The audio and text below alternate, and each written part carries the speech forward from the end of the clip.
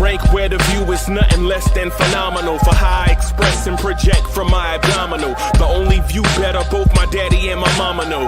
No living parents, my sons give me balance. My wife is my serenity, this mic is my identity. The world is foul enough, that's why I write without obscenities. Provoking danger with broken language and spoken anguish.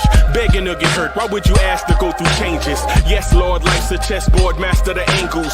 Control the tempo, be the one who holds the info. Acknowledge is just as deadly as machete swings. When spoken, the truth is as potent as that Medellin. While others swear the style is free, I just let it ring. Our time is undervalued, soldiers make us better kings. My fam's on my shoulder, reaching after better things. Today I take the shot, for them I'd rather set the screen. My mama told me follow my dreams. My daddy told me get it by any means. Stand tall, make him bow to a king. But I've evolved, you can see the result. Look in my eyes when you speaking to God. Life and for those who we caught up in using what I was scarred with the muse. I guess they call it proving I'm more than an artist. Penciling out my darkest while sizzling out a harvest. And storing what gets me from A to B, just like garages. Instrumental with collages. Envision what I've been drawing. Broadway to give you rhythm like the great Lena on.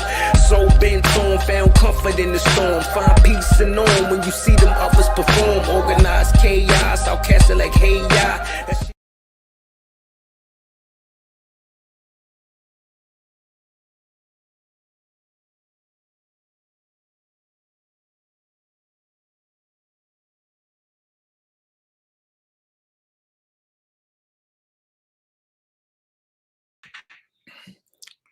Yo, party people in the place to be, what's good? It's your very sleepy and tired number one Chief Rocker in Knicks Universe, Uncle Freezy. Salute everyone watching us on X and on YouTube or wherever you watching us from. Man, salute to y'all, man. Appreciate y'all being here, rocking. Man, went in the room for a few minutes to get myself together. Next thing you know, it's like 3 o'clock in the morning. But can't stop, won't stop. Can't stop, won't stop. Yeah, y'all. Can't stop, won't stop. What's good, everybody? So tonight, the Charlotte Hornets lose to the New York Knicks in a non-surprising manner. Salute. Man, how many, we got, man, look at this. Everybody's showing up. Man, it's 3 o'clock in the morning on the East Coast and y'all still showing up.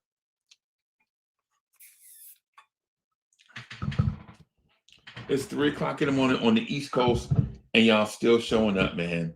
This is incredible. This is incredible, man.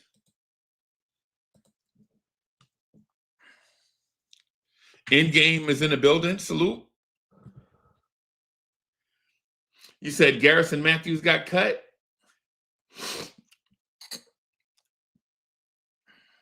Endgame says Garrison Matthews got cut. I didn't see any news by any news.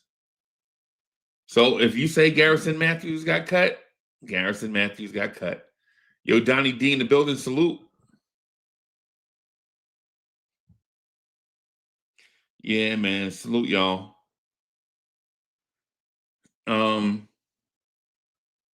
Ian Begley. Yeah.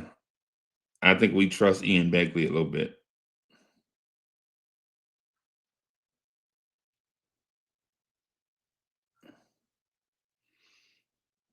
Let me see.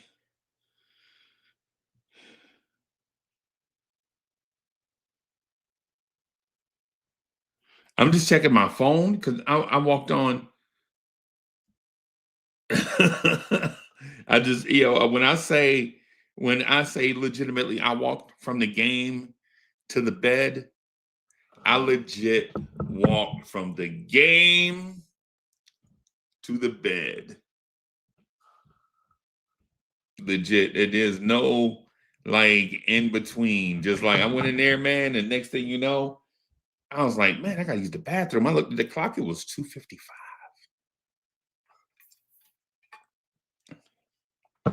Yo, Allah Wise is in the building. Salute.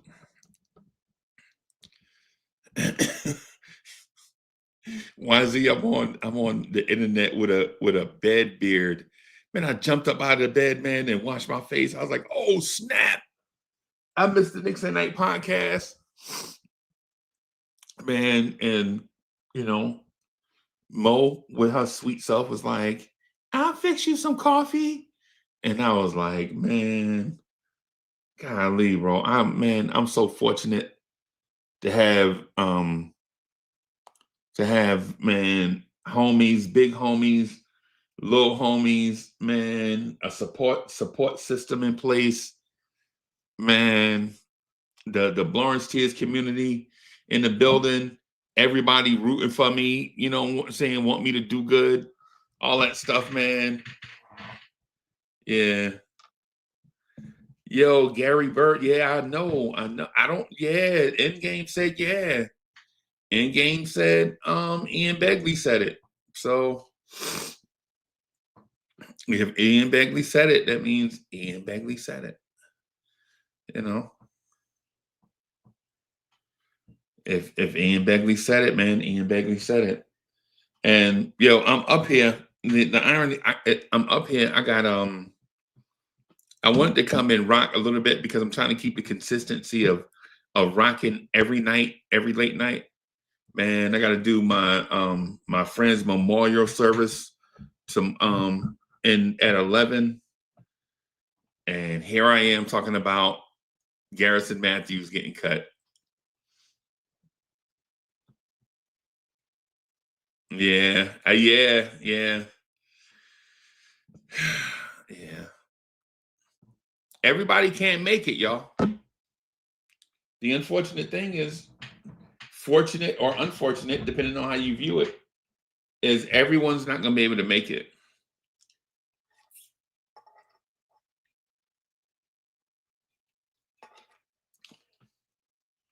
Depending on how you view it, whether it's fortunate or unfortunate, everybody's not going to make it.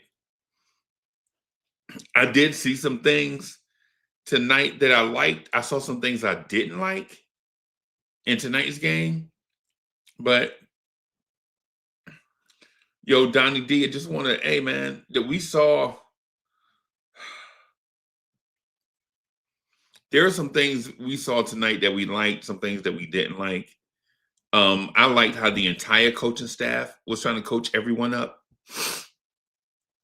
I really appreciated that.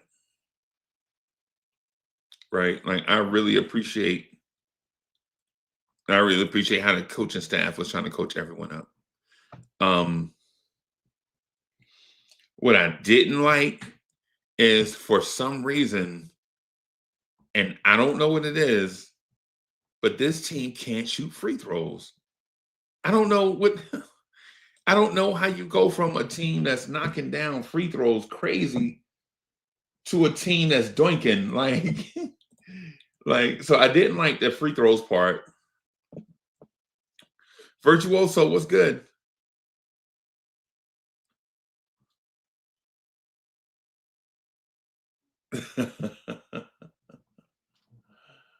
Wow. So Bo Temps and Windhorse say something. Will Durant extension, the president future Miami Heat, I don't care. Busy offseason could lead to busy NC. I don't care. An update on the expensive mouse snack. And the Knicks have something. I don't care. They talking about Mitchell Robinson. I don't care nothing about that. Yeah, I don't care nothing about their opinion on Mitchell Robinson, man. I don't care. I don't care. Legitimately, yo, I'm going to say this, man, and I know some people going to take this some type of way, like they generally do. I don't care people's opinion on Mitchell Robinson, man. I don't care. Mitchell Robinson's a baller. And just like I've been telling Corey Lee for like months, man, I don't care. People trying to tell me this about Mitch and that about Mitch, and man, I don't care. The thing I know about Mitchell Robinson is that he can hoop. Mitchell Robinson's a player, right? Mitchell Robinson is a player. Is he? To me, he's a top 20 defender in the NBA just off of GP. He might be a top 10 defender in the NBA, but he's got to be on the floor long enough for people to see it. Right? Like he's got to be on the floor for people to see it because people will forget about him. That's my one thing about Mitch is, man, big boy got to be on the floor for people to see it. Because they ain't gonna respect it when they don't see it. And I don't blame them because it's out of sight, out of mind. Right? It's out of sight, out of mind, and I understand that. So there's my thing about Mitchell Robinson. And I know some people are gonna appreciate what I said, and some people are gonna hate what I said. And it's not my life mission to convince people one way or the other. The one thing that is my life mission is to make sure that, you know what I'm saying, Lawrence Tears is the spot for everybody to come and have their opinion, man, talk that talk the way that they like to have that talk to them. That's it. Everything else is whatever.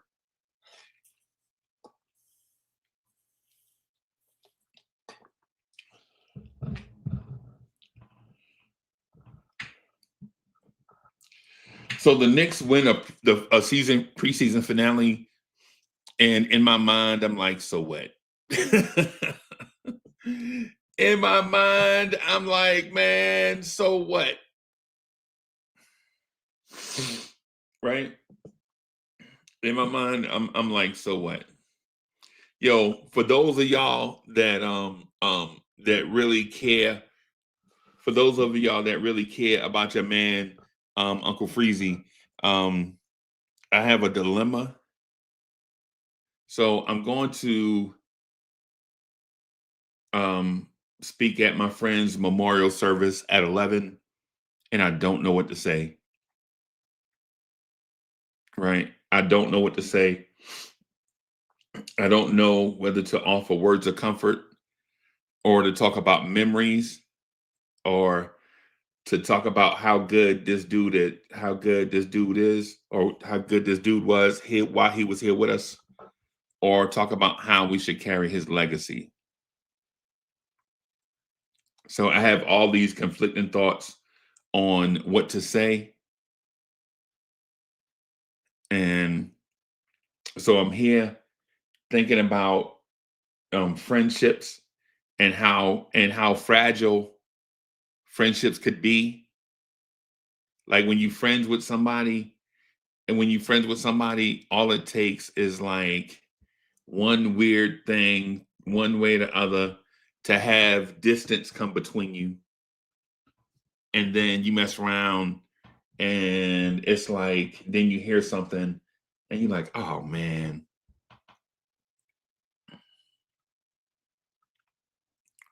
So what I'm gonna do is I'm gonna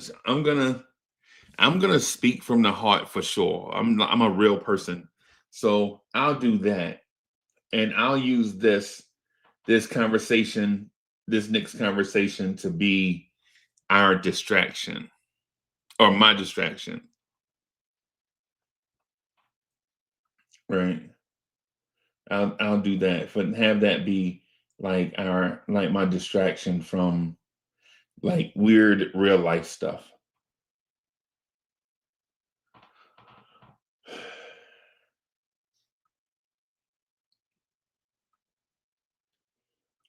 One of the things though, while I'm trying to distract myself from real life stuff,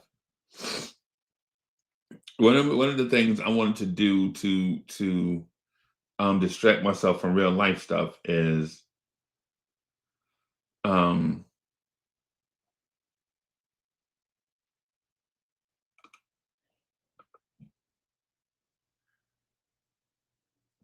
I'm looking at the end of the Knicks bench, and I didn't even notice some of these guys were even dressed. The Knicks tonight, the Knicks dressed Alex O'Connell, Chuma Okeke, Boo Booey. On the bench, there were quite a few players. Kev McCullough didn't play tonight. Pankam Dadier didn't play tonight.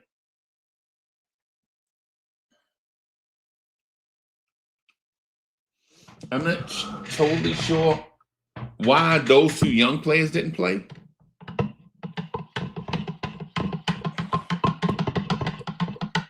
Hey, and man, and thank you to all the people, every man. Listen, y'all be so considerate, man. I appreciate y'all with the condolences and the well wishes and things like that, man. I appreciate y'all thinking about my man. Think about y'all, man. Donnie D says, did any of them play? They're just going to be in Westchester. I think they're just going to be in Westchester, bro. If we're going to keep it a stack, I think they're just going to be in Westchester. I don't think any of those dudes are NBA players. Chuma Okeke, I think, is an NBA player. Clearly, there's something about his game that's keeping him off a roster, though. Alex O'Connell, I didn't even know he was still rocking. Alex O'Connell, he's a forward. I thought he was a guard. Clearly, he's a wing player. But for the most part, everybody, one of the things that we should take into consideration is Mike Brown played 1, 2, 3, 4, 5, 10 players. So my major takeaway from tonight is Mike Brown played 10 players.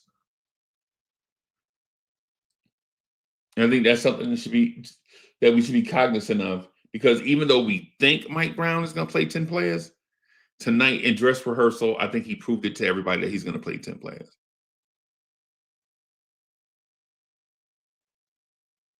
I think we can kind of write that in pen a little bit.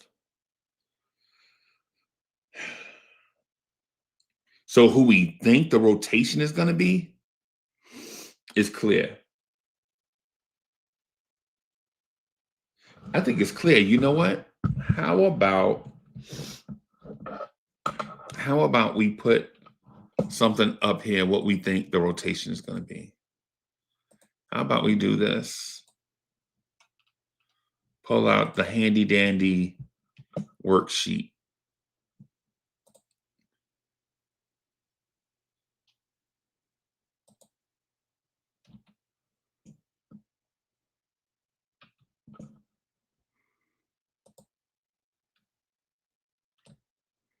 How about we do that?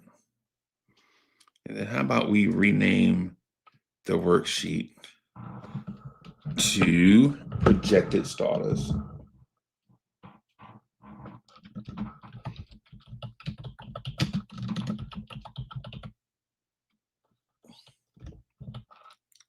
Projected starters. Then how about we do this?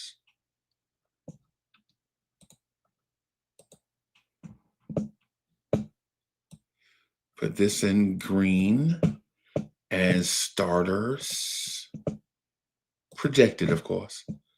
Put this in yellow as rotation, of course. Okay.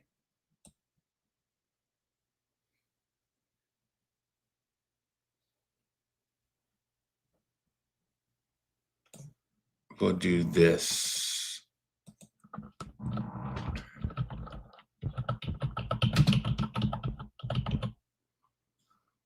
All right, and then we'll put name, position, and I'll do PM for projected minutes, but that'll be more on how y'all feel. Right, and this is just rotation. I mean, we don't care about the other positions just yet, right? So PM would be like our projected minutes, what we think they'll play.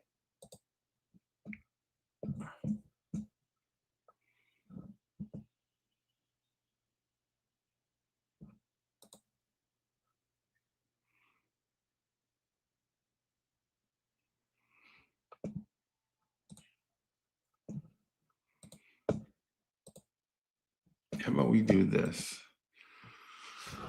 All right. So we know Jalen Brunson's starting. We know that. We know he's going to be point guard. Right. We know Karl Anthony Towns.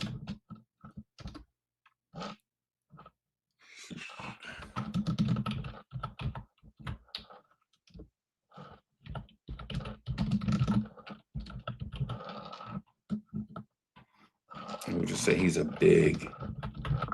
We don't know exactly what position he'll play. He'll probably play multiple positions, but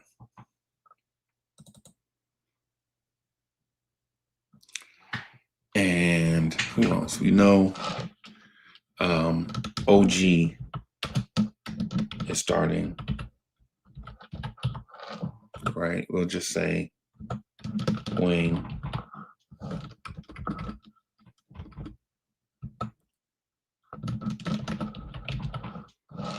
Right. And we know Mikal Bridges is starting, and we'll say wing. And I think Mitchell Robinson is starting.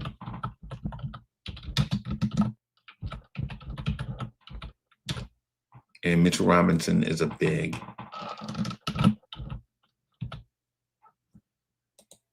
We'll say Cat is a big.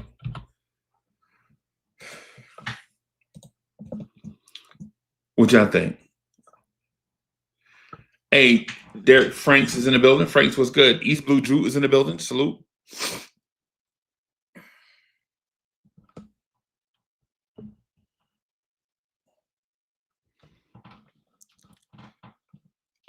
So we know Deuce is going to be in the rotation.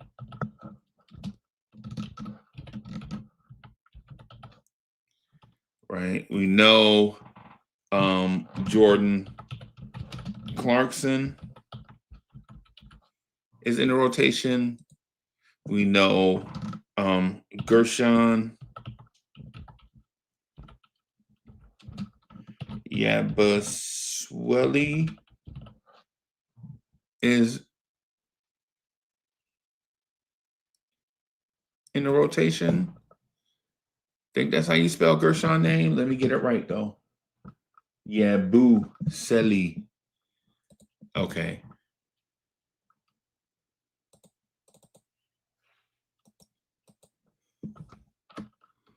Yeah, let's get it right, man. Yabusele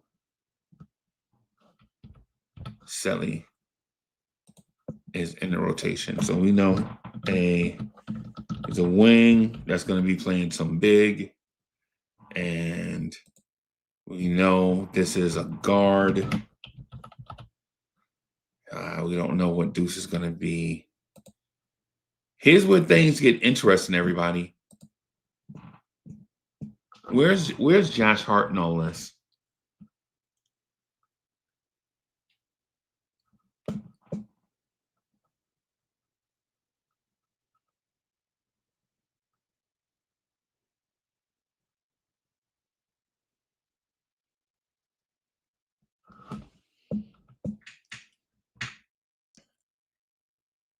Where's Josh Hart in all of this?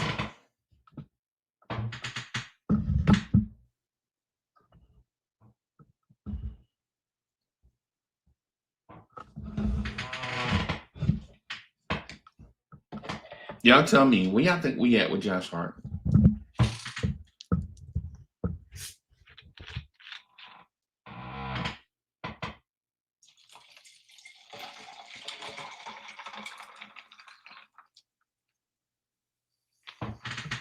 I don't know where Josh Hart is in all of this.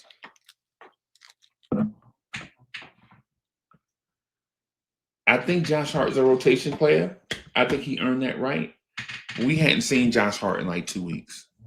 Ty Barbie in the building. Salute. I'm not for sure who these last 2 rotation players are.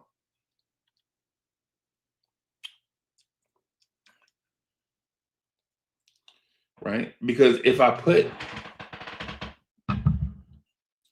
let's use conventional wisdom. Right? Let's just use conventional wisdom. Like conventional wisdom is that Josh Hart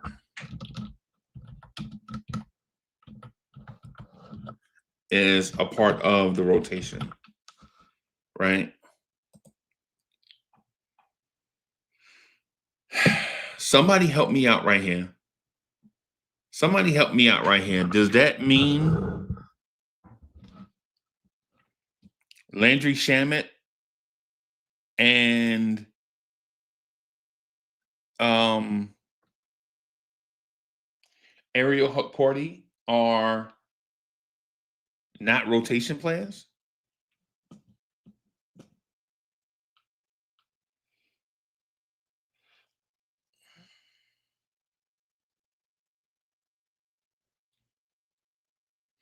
Chat, who am I leaving off? Who am I leaving off? So I'll do the formula, right? So I'll put over here total minutes played, right? And this is on average. This is on average, right? Let's just say this is on average. And I'll put, just for the sake of having a fair conversation, we'll put this over here in red as guys we don't think will play every night, right? So let's put, to be honest with you, keeping it a stack, y'all, keeping it a stack, if we go by the law of numbers, if Josh Hart plays, Landry Shamet's not playing. Right? If Josh Hart plays, Landry Shamet's not playing.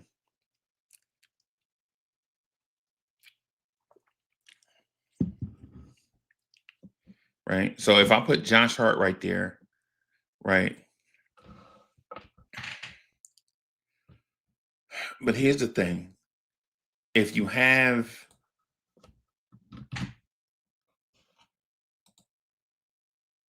if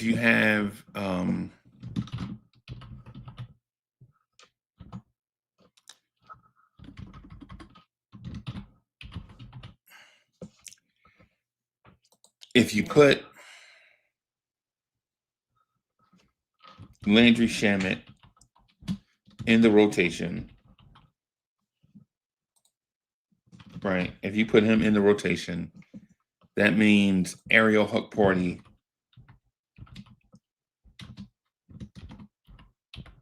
is situational, right?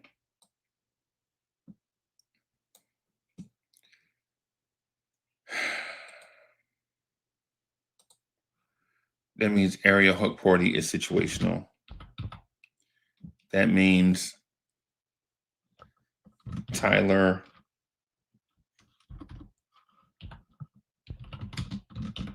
Kolek is situational. That means who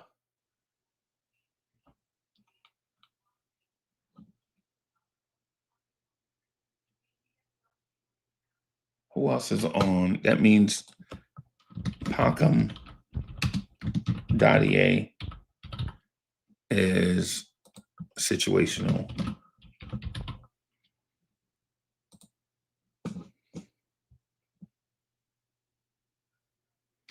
I'm missing somebody here, y'all, clearly.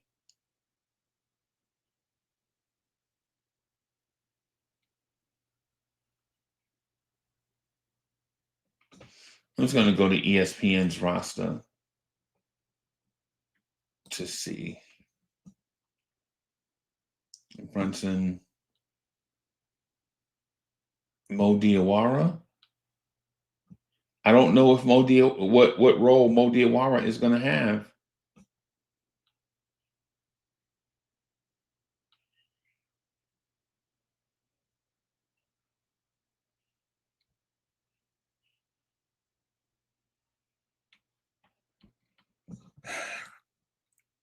We'll just leave this as is because we don't know what role. We don't know what the roster is going to look like. How about we just go with these 13 and just roll with it?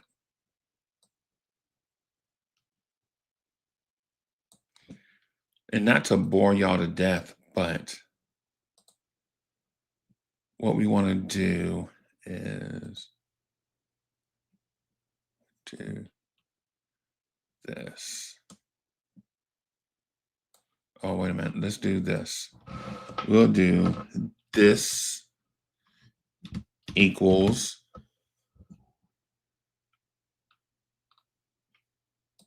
this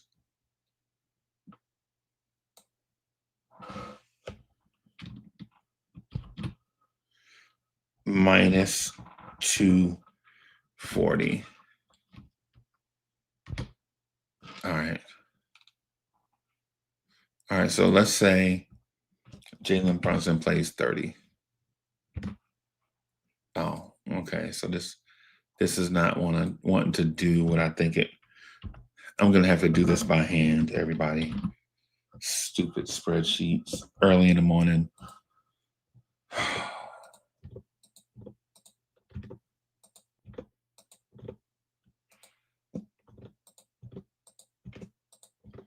Maybe I'm off my game.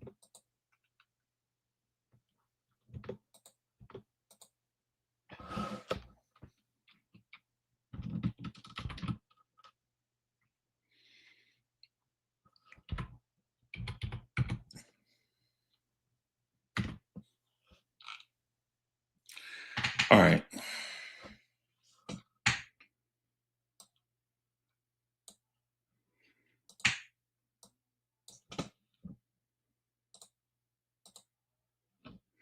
And I know what y'all want to say. Y'all want to say, man, that spreadsheet is whack. I know. It's early in the morning. I'm just doing bones of a spreadsheet. Right? I'm just doing basic spreadsheet stuff. Right? Say Brunson is going to play 33 minutes. Cat is going to play 32 minutes. Right? OG is going to play 34 minutes. Bridges is going to play 34 minutes. Right? Say Mitch is going to play 28 minutes. Say Deuce is going to play 20 minutes. Clarkson is going to play 20 minutes. Right? Gershon Yabusele is going to play 20 minutes. Right? Say Josh Hart is going to play 25 minutes. Then Landry Shamet is going to play 20 minutes.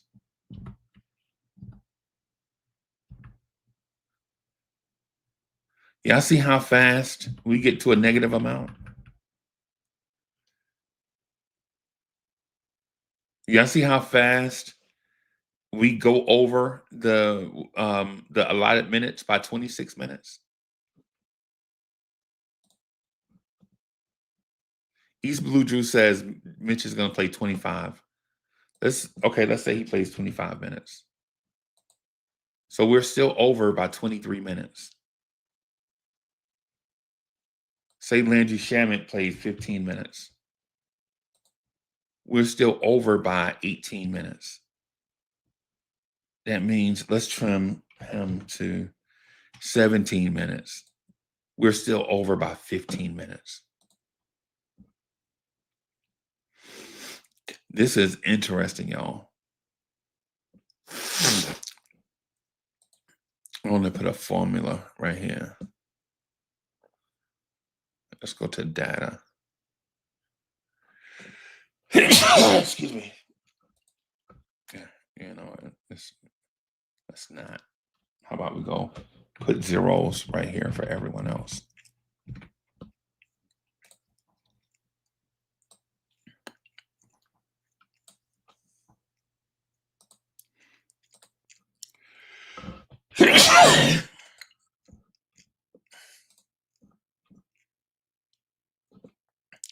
Chat, tell me what y'all think. We'll put Mo Diawara on the roster too for GP. Mo Diawara.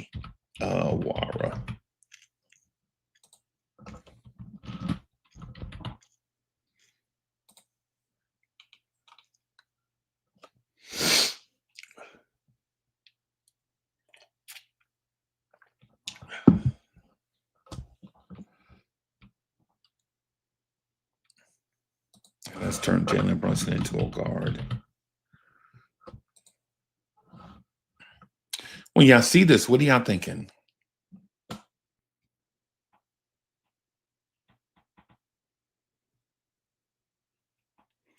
East Blue Drew said you could lower everybody's minutes by 5. Oh, that'd be tough because most starters are gonna play. Most star players are gonna play tons of minutes anyway.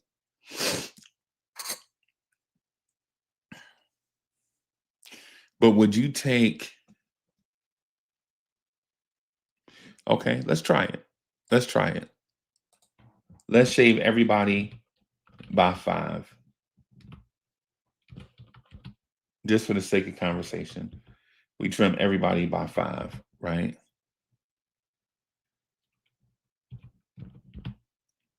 That means we have 10 extra minutes left over if we do that. So who do you give those minutes to? Those 10 extra minutes.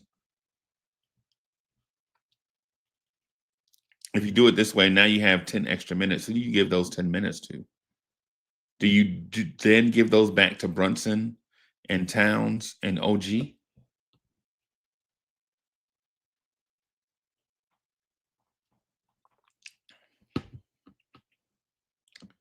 Let's do that. Let's divvy that up. Let's give that back to Brunson, back to Towns, and 2 here to Bridges. Oh, I'm sorry. Let me go back to Bridges, and then to OG, and then give that to Mitch. Does that look right to y'all? The number balances out. The number balances out. Coach says that Shamet isn't in the rotation at all. That's what I'm thinking. I don't think Landry Shamet is going to be a rotation guy. I think he's a team guy, but not a rotation guy. I think Shamet is Josh Hart's backup, and Josh Hart comes off the bench.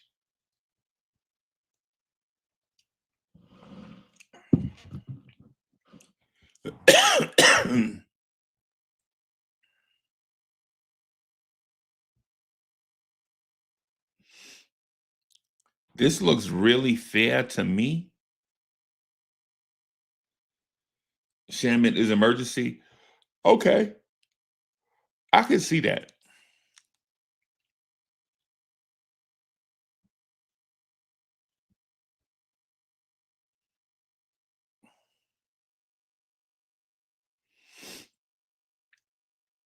I can see that. Right. I think I can legitimately, I think I can see that. That Shamet is Josh Hart's backup. Break in case of emergency type player.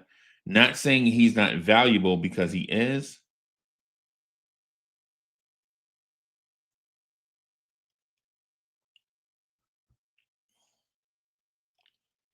He is valuable.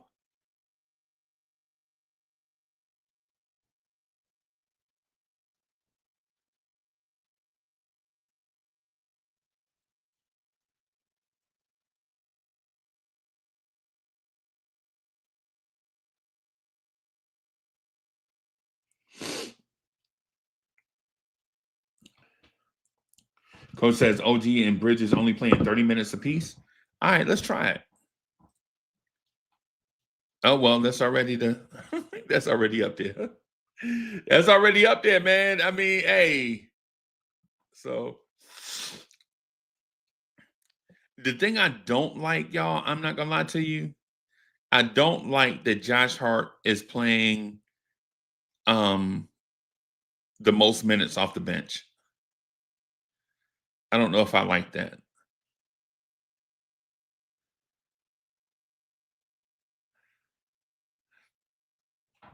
Because what that means is the bench is going to be, excuse me, going to be very undersized, small.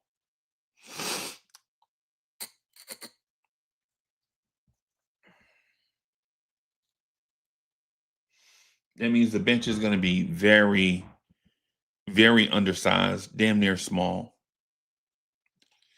Your only bigs are here, here, and here, which and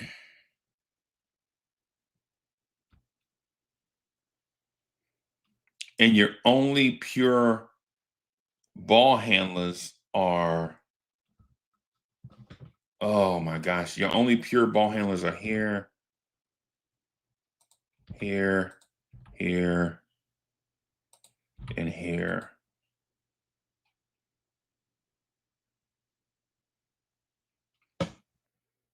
Everyone else is basically a wing player, basically.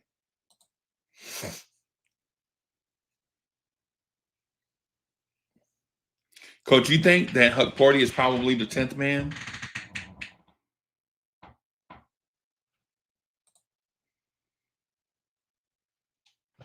I I'm comfortable. I'm comfortable with that. I'm not gonna lie to you. If that's I think that's a true statement.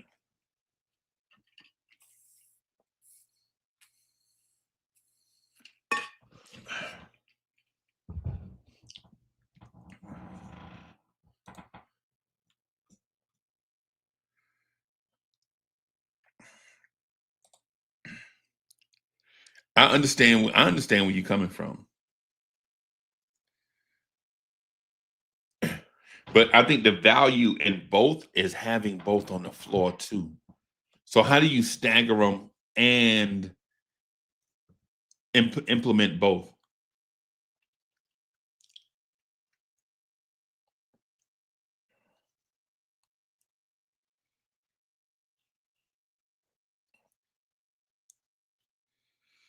Yeah. Nah, hell no, no, Franks, no, no.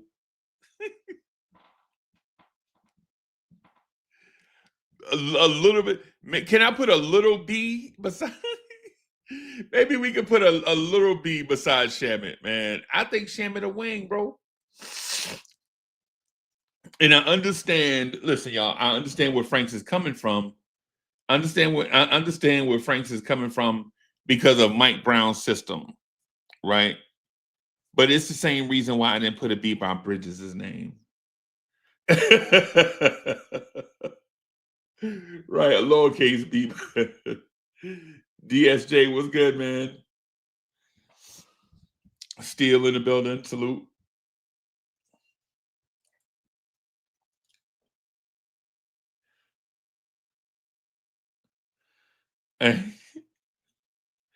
DSJ says, I think Shamit is an Arab. Probably. Probably. I mean, he's some type of Asian. He's some type of Asian guy. I don't know. I don't know.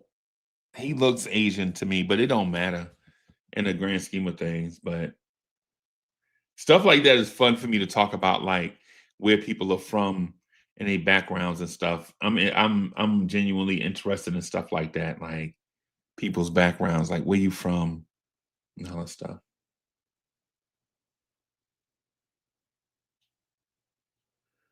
Yeah, coach, I feel you. I'm with you on that. You start big, take advantage of the dynamic duo that you have at your big position.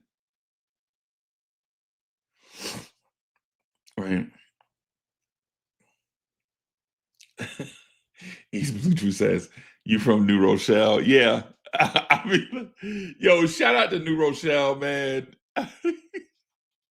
Shout out to who else? Who else I'll be putting on the spot? I put New Rochelle on the spot. I put Yonkers. I put Yonkers on the spot. Who else I put on the spot?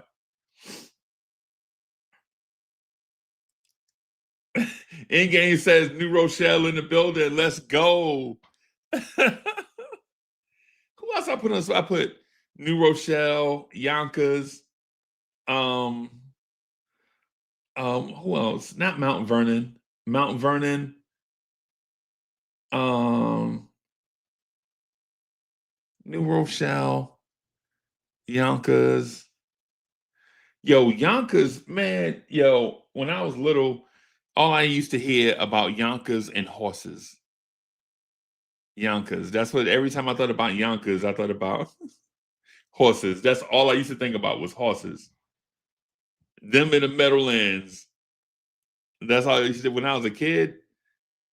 Horses.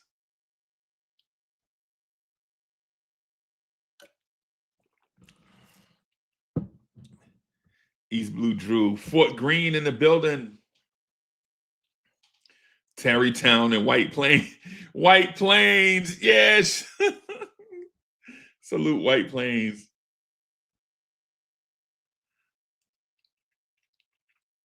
Yeah. Oh, I see you, coach. I see you.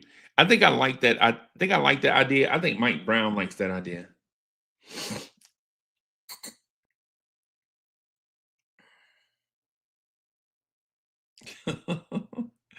Barrettes in the shapes of shells. I feel you.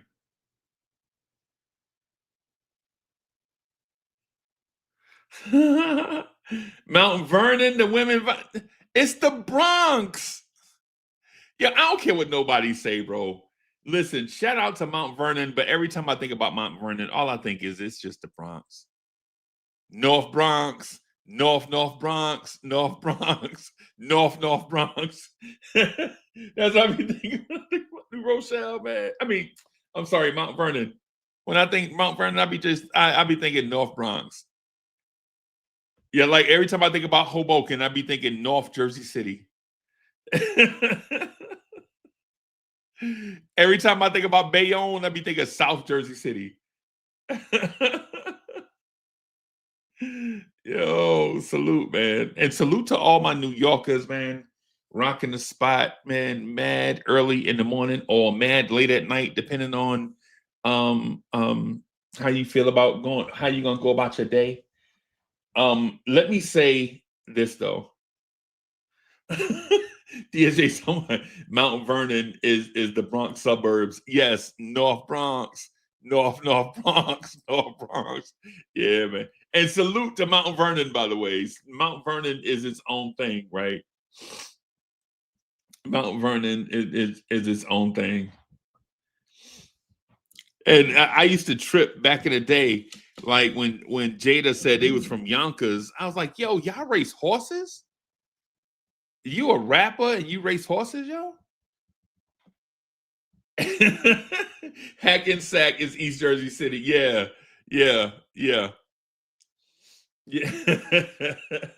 Hackensack.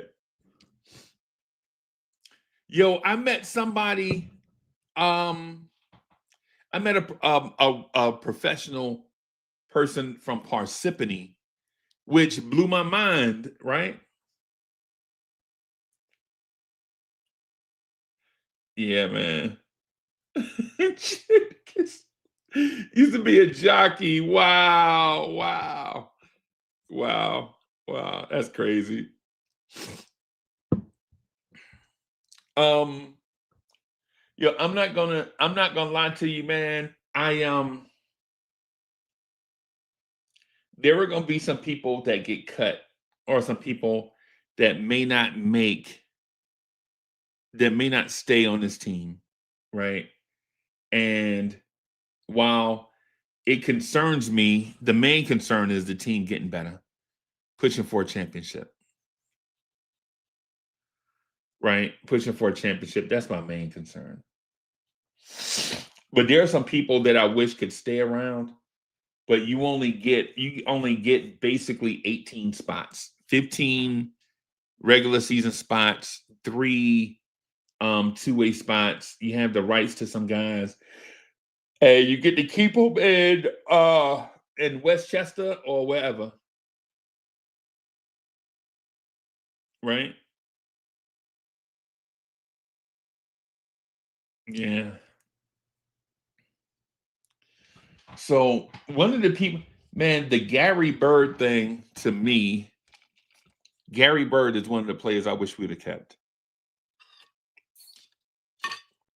Right. Matt Ryan is one of the players I wish we would have kept.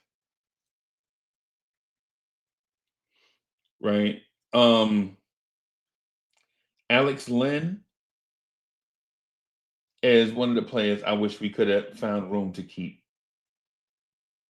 Right. But you can only keep so many.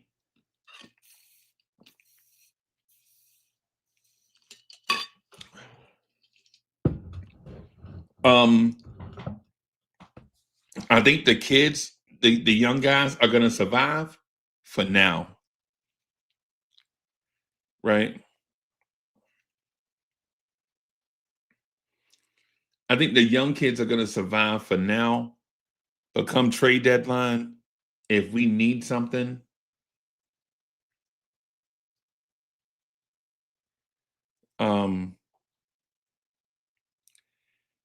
if we need something,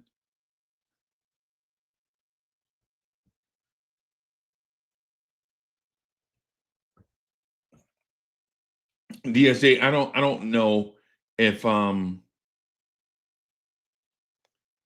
got this thing. I don't know why I have R. Kelly on my mind. As soon as I said if we need something.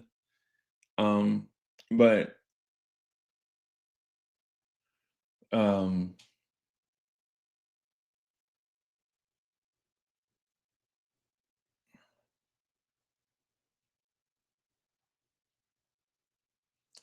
I'm not for sure how this thing is gonna work. But I would love to have kept Dink Pate. Dink Pate was so young and so raw. I would have loved to have kept James Najee. He's so young and so raw.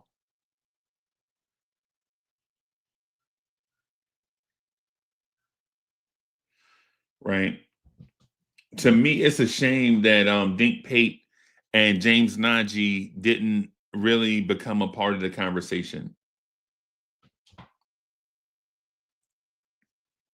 You know, maybe we'll see them around the way. Right. Maybe they'll be in Westchester. Right. Would love to see Dink Pate make it here, but he may not make it here. He may have to make it somewhere else.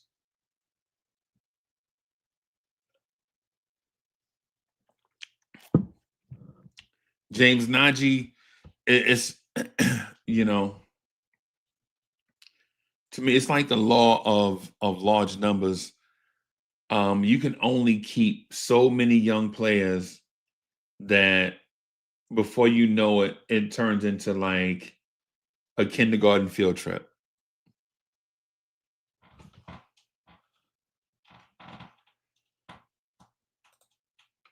Right? How long do you keep guys? How long do you keep like these guys before you realize this is turning into a kindergarten field trip? You feel me? Like legitimate, like you got Huck Porty, you got Diawara, you got Dadier, you got Kolick, you got McCullough, and then you're talking about what's my man name? Turson. You got Tosan Ev Bauman, right? You got Tosan, right? Yo, did y'all know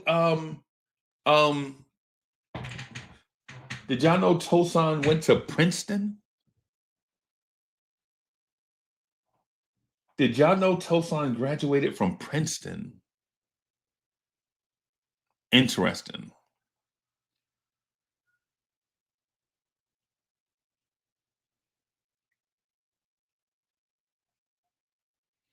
Yeah. Yeah.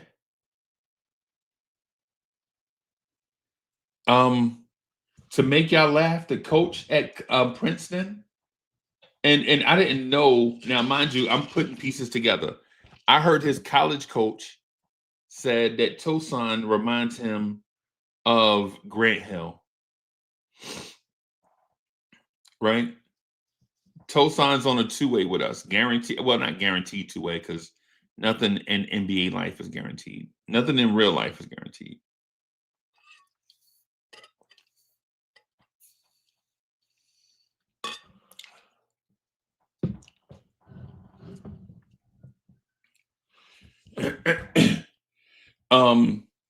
And here's the other thing, y'all. Here's the thing that really impresses me with Tosan, right? So Tosan is only a month older than Kev McCullough.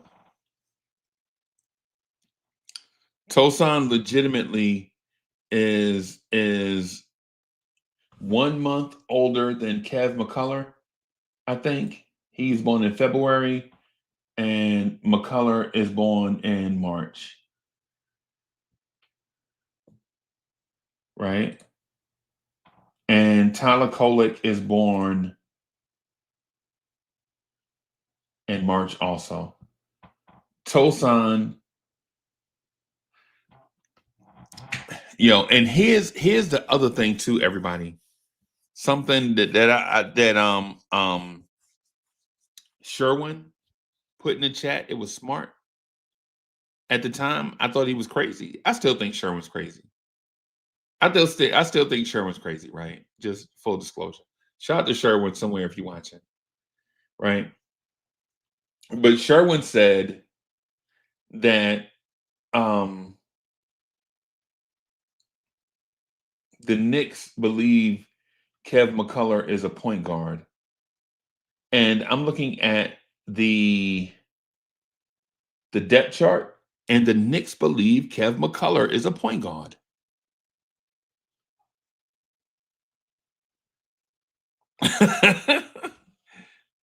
They think he's a point guard. Okay.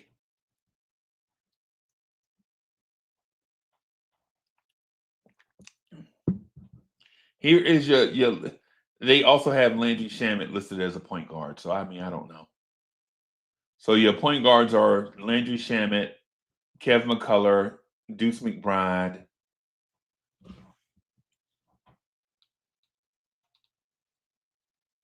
Jalen Brunson.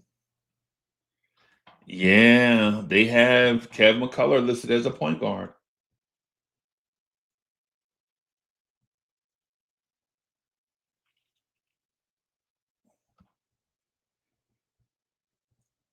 Yeah. Surprises all around. I thought he was a point guard. I thought he was a wing. When I first saw him, when I first saw Kev McCullough at Kansas, he looked like an undersized center. He looked like Josh Hart. He looked like an undersized center that played real hard. The one thing I'll say about Kev McCullough is I started watching him 3 years ago. I think it was a Kansas State game when Kansas State was out there wearing like these ugly lavender looking uniforms. Right. And I was like, dang, this one dude is playing hard. Like they're talking about everybody else. They're like, oh, this guy's a 5-star, such and such. This guy is such and such. And then the one guy that was jumping off the screen was Kev McCullough. And I was like, this dude plays real hard, man. Like this dude. Does this dude know that this is only in college? I mean, does this dude know that this is a 40-minute game? This dude is legit out here playing like this is a 10-minute game.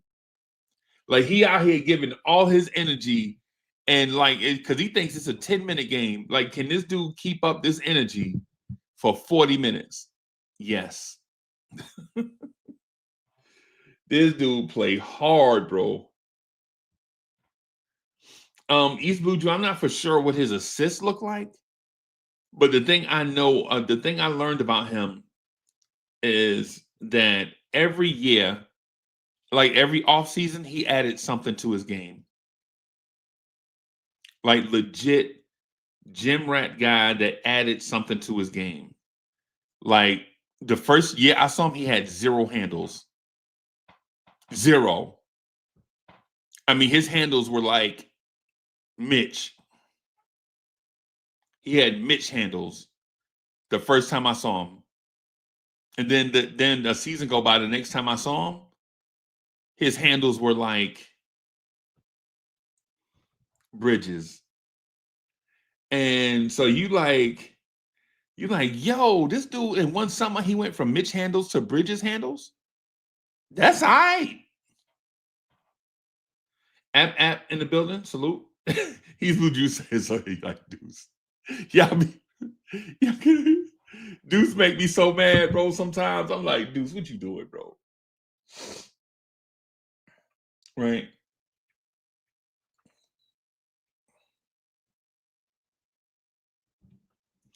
App, yes, we are a 24-hour fan base.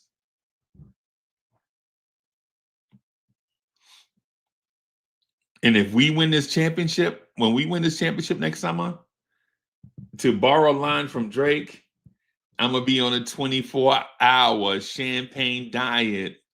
No need to buy it. The club owner supply it. Yo, when we win this championship next summer, I'm going to be on a 24-hour champagne diet. Don't even buy it. The club owner supply it. You know what I'm saying? You feel me? Like legit, I'm taking the rest of 2026 off. Ain't doing nothing. Champagne and weight room. That's it. That's my goal for next year. Championship, Knicks win the championship, and the gym. That's it. I barely go to the gym now. Yo, I barely get to the gym as much as I want to. But man, if the Knicks win the championship, dog, hey man, listen, man. Yo, I'm with you. Definitely getting it in every day. East Blue Juice says I'm on 31st and 35th. 31st. I'm on 34th Street smelling like Urkin Jerk and success. And success. Right? Bim. For sure, the Knicks win a championship. The Knicks win a championship. As soon as I wake up from my champagne coma, the first thing I'm gonna do is make me a rap song. I'm gonna make me a song. I'm gonna get straight in the studio. First thing I'm gonna do is get in the studio.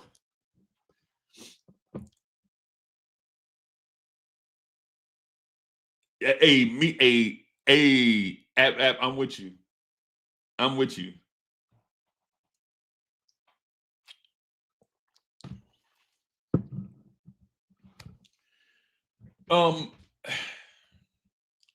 So the season start Wednesday for us.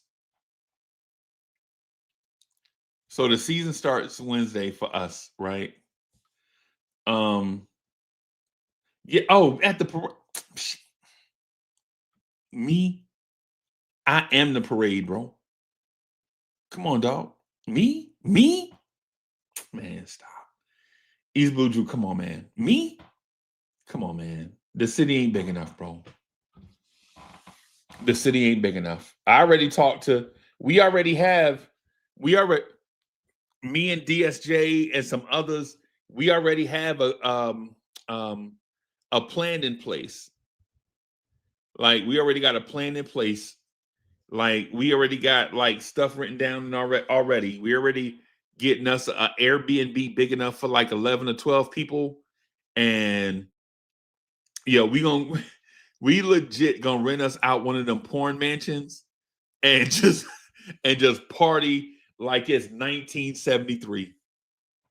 Like legit, we gonna probably rent out one of them mansions in Coney Island, like one of them joints, like one of them joints, like 13 bedroom, 10 bathroom joints, 13 bathroom, like 13 bedroom, 10 bathroom joint, whatever, and just party like it's 1973.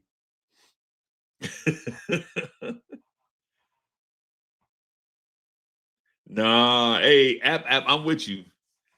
When the Knicks win the championship, bro, I already have a plan in place, bro. We gonna get us a camera crew, and we gonna film us a documentary, right? I talked to Jay Boss about it years ago, like when this day come, just be ready. Like we gonna film a documentary, like on the spot. Yeah, East Blue. Hey, probably it'd probably be walking distance, bro. Probably be walking distance. You know what I'm saying? Who knows? Who knows? Who knows, man? You know what I'm saying? Who knows, bro? I think is we gonna party. Like we just gonna have fun, bro. But I already know we gonna spend like 15 grand on champagne the first day. I already know the credit card company gonna be calling me like, hey, we have a regular purchase. we have an irregular purchase. It looked like fraud. It's like we have an irregular purchase. It looks like fraud. Somebody purchased a crazy amount of champagne and cigars. Yeah, that's us.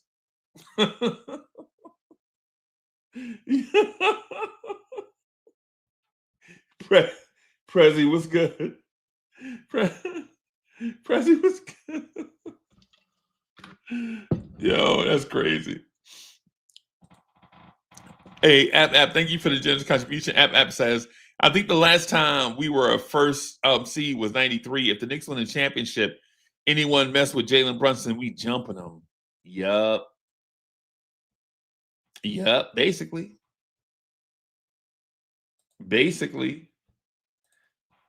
Prezi says ace of spades for everybody. The first day, ace of spades for sure. I mean, now by day 5, I can't mortgage my house for ace of spade. That'd be irresponsible. Miss Mocha ain't gonna let me do that. She gonna, you did what? Yeah. Yeah, Mocha be like, you trying to do what? You trying to sell property so y'all can get drunk?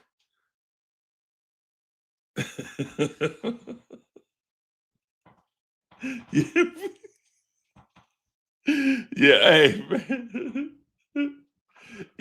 A case of, well, one of the champagnes I like, it's $110 a bottle. I keep forgetting the name of it, but it's a rosé. But it's spelled like ROSET. I keep forgetting the name of it, but it's drinkable, right? It's like I'm not really impressed with what's the one everybody like? Cristal. Like I'm not impressed with that. Like I had that one time and I was like, yeah, this is a very overrated experience right here. Right? I like drinkable champagnes. Like I don't like just style champagne, like the champagnes you pose with. I'm not really a fan of those, but drinkable champagnes, I'm with you. Right. Nah, not Moet, man. Moet to have us. Moet to have us pissing our pants. Nah, man. No, thank you. No, thank you. No, $13 champagne for sure. Because we ain't want to wake up with headaches and stuff, hangovers, be hungover the whole time. you, you ain't gonna have to put. I don't want to have to put none of my homeboys in the bathtub because they can't make the bathroom. You know what I'm saying? So, yep. And Dom is good. Dom is good too. But for $2.42 a bottle,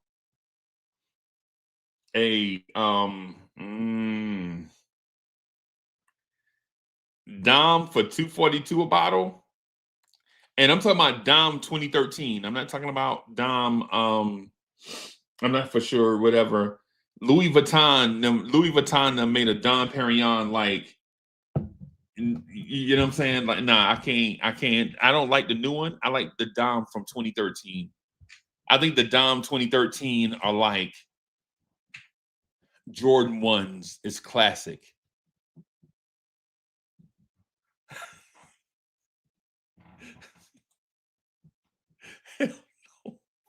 Fuck. Bro. Prezi. Now you trying to turn this into Fight Club, bro? No, we ain't trying to turn it into Fight Club, bro. We friends, man.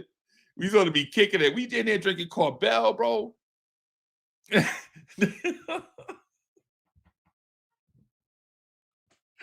Yo, we in there drinking Corbel. Somebody gonna fight, bro. That's like Corbel is like the Hennessy of champagne. Like it tastes good. It tastes good and it's not expensive. You know, so it's kind of cheap, but not cheap. It's inexpensive and it's quality, but it's not like Corbel is like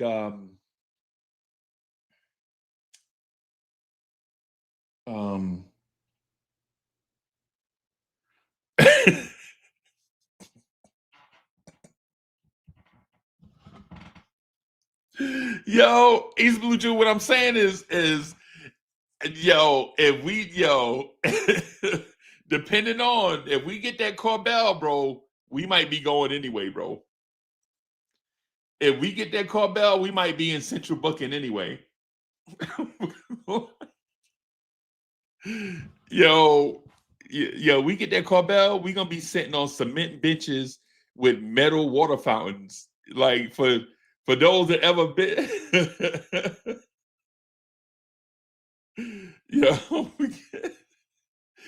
for I'm gonna just outline the experience, right? Like, just imagine a room with cement benches all the way around with one water fountain that look like it's been there since 1935.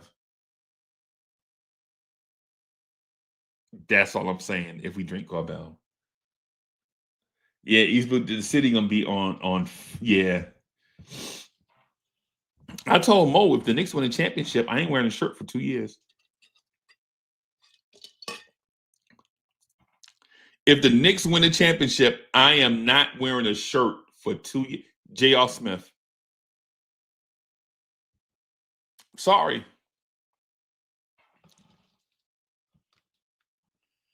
Yeah, man. But how do we get to a championship? How do we get to a championship? I think Jalen Brunson got to win the MVP. And listen, y'all. One of the things I know y'all watch a lot of content creators, and I'm glad y'all do. Right, and I'm glad y'all do, man. You know what I'm saying? Variety. I think balance is key, right?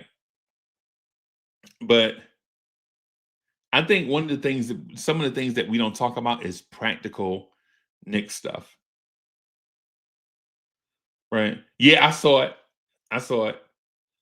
Prezi, I saw it.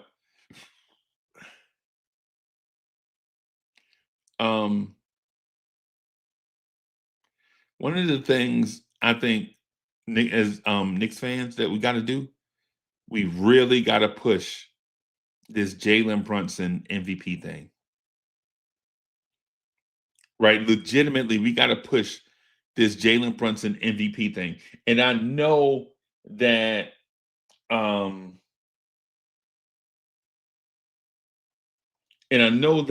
when it comes to stuff like that, we don't do it. But I feel as if we want to win a championship, if we want to win a championship, I think we gotta talk about and understand the importance of Jalen Brunson winning the MVP, right? Because winning the MVP is not just about the award; it's about the level of play for you to win the award. Like, they ain't gonna give the league MVP to a ham sandwich, right?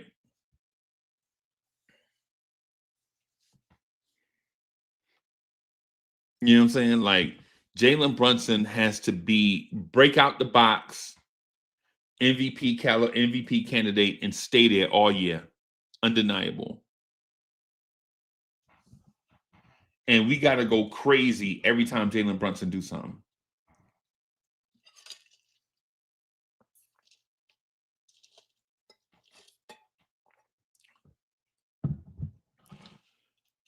And App says, if the Knicks win a championship, are fans booing Adam Silver at the Garden? I'm not. And the reason why I'll say I'm not booing Adam Silver is because I'll probably be in a champagne coma. Like me, App Prezi, East Blue Drew, and a whole bunch of other, we'll be having such a good time celebrating the championship that whatever Adam Silver is saying, we probably won't even hear it. The only thing we'll notice is Adam Silver giving the trophy to James Dolan. That's it. That's it.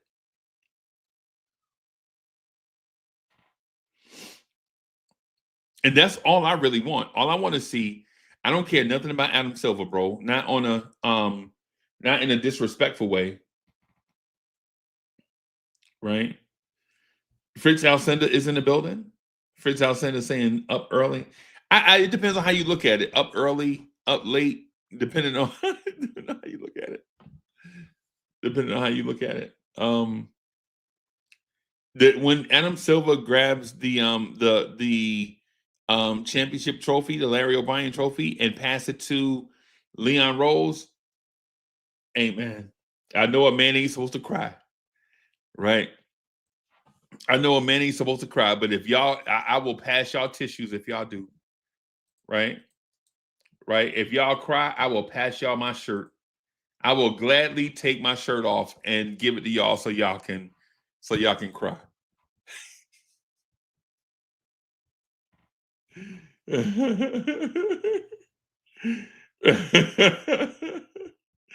Right? Like, if Fritz Alcindor becomes overwhelmed with emotion and is crying because the Knicks won a championship, I'll give him the shirt off my back because I really don't want to wear one anyway. Yeah. You know what I'm saying? But in order for the Knicks to get to that championship level, man, I think Jalen Brunson has to win the league MVP. Right? Like, it can't be close. Jalen Brunson has to be Jalen Iverson. Fritz Alcindor, you up late? I'm definitely up late. I ain't go to sleep yet. You gonna sleep like a baby in a few minutes, bro. Nah, I don't think I'm gonna get much sleep today at all, actually. Oh wow. I just got too much stuff to do. Wow. Yeah. Yeah. Bro, it's open season at work, bro. It's crazy. This is the first Saturday I haven't worked in like over a month. Yeah. I've been working like 6 days a week. Yeah. Bro. I feel you. I hadn't been doing Saturdays, but I'm gonna start doing Saturdays coming up. So I'm looking at probably about somewhere between 55 and 60 hours. But I already know what it's like because this stretch is probably going to be about 11 weeks, 12, well, 10, 11 weeks. It won't be 12 weeks, right? But it'll probably be about 10, 11 weeks of heavy work. But I get incentives. I won't get overtime, but I'll get incentives. Mm-hmm. But you know, it's what it is. It's that time of year. It's why they pay you. Yeah. So yeah. Thank you. Thank you, government, right? For like put me in this spot or like, you know what I'm saying? So I'll get paid right, but it won't be I'll just get incentives in the other places. Then and plus I get to perform or get to form these professional relationships with people that I otherwise wouldn't work with. And that'll help me make it through the spring and summer next year. So yeah,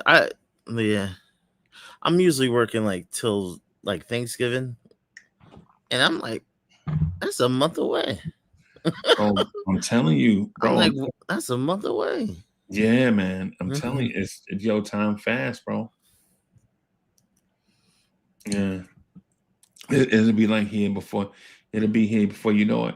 And AppApp says he'll get ready for Ron and them at 11. I won't be able to make it because I'll be doing something else, but I'll be supporting Ron, man, and his thing. Ron and them getting so big now, man. Ron still Knicks fans. If you watching, bro, we know you getting big, bro. Don't forget about the little people. You know what I'm saying? Yeah. KLT is doing something today too. Oh yeah? What time? Yeah. Lee has a pod going at 11. Oh. I remember when Lee Escobedo would answer his phone. He don't answer his phone no more. I don't know. He probably got a special. He probably got a bat phone. He got two phones. Yeah. Well, I mean, I got how it is. Yeah. Yeah. So I have two phones, right? One for like just professional, like bat phone stuff, and then you know what I'm saying, one for like everyday life. And I don't like, and I was trying to use one phone. I just don't like to be talking to Todd Barbie about Tom Thibodeau rotations and then somebody call me from work. And then I'm like, hold on, TB.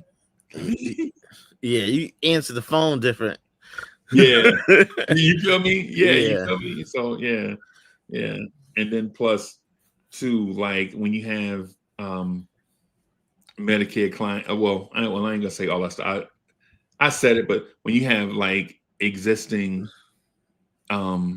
clients and stuff, I don't want to be on the phone talking to Fritz about the Bible or something, and then it's like somebody call me and it's like somebody, I'm like, you know what I'm saying? That's the reason why. Not because I feel like important. Nah, it's not that. It's just practicality. You feel me? Yeah. It's just practicality. Like one phone I answer like, "What you want, fool?" And the other one was like, "Hey, this is all professional and stuff." So yeah, absolutely. Yeah. East Blue Juice says that's going to be so hard, especially with us moving the ball around. More Brunson got to average 30 a night. Yeah, he'll average that 30, bro. Oh yeah, we saw it today. And he did that without the starters. You can imagine what type of easy shots he's going to get with the starters on the floor. Yeah. Like find your spot. Yeah.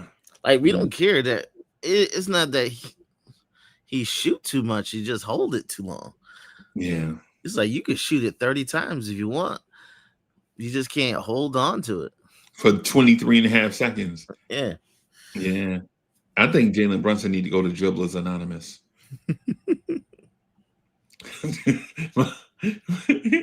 My name is Jalen Brunson, and I'm addicted to dribbling.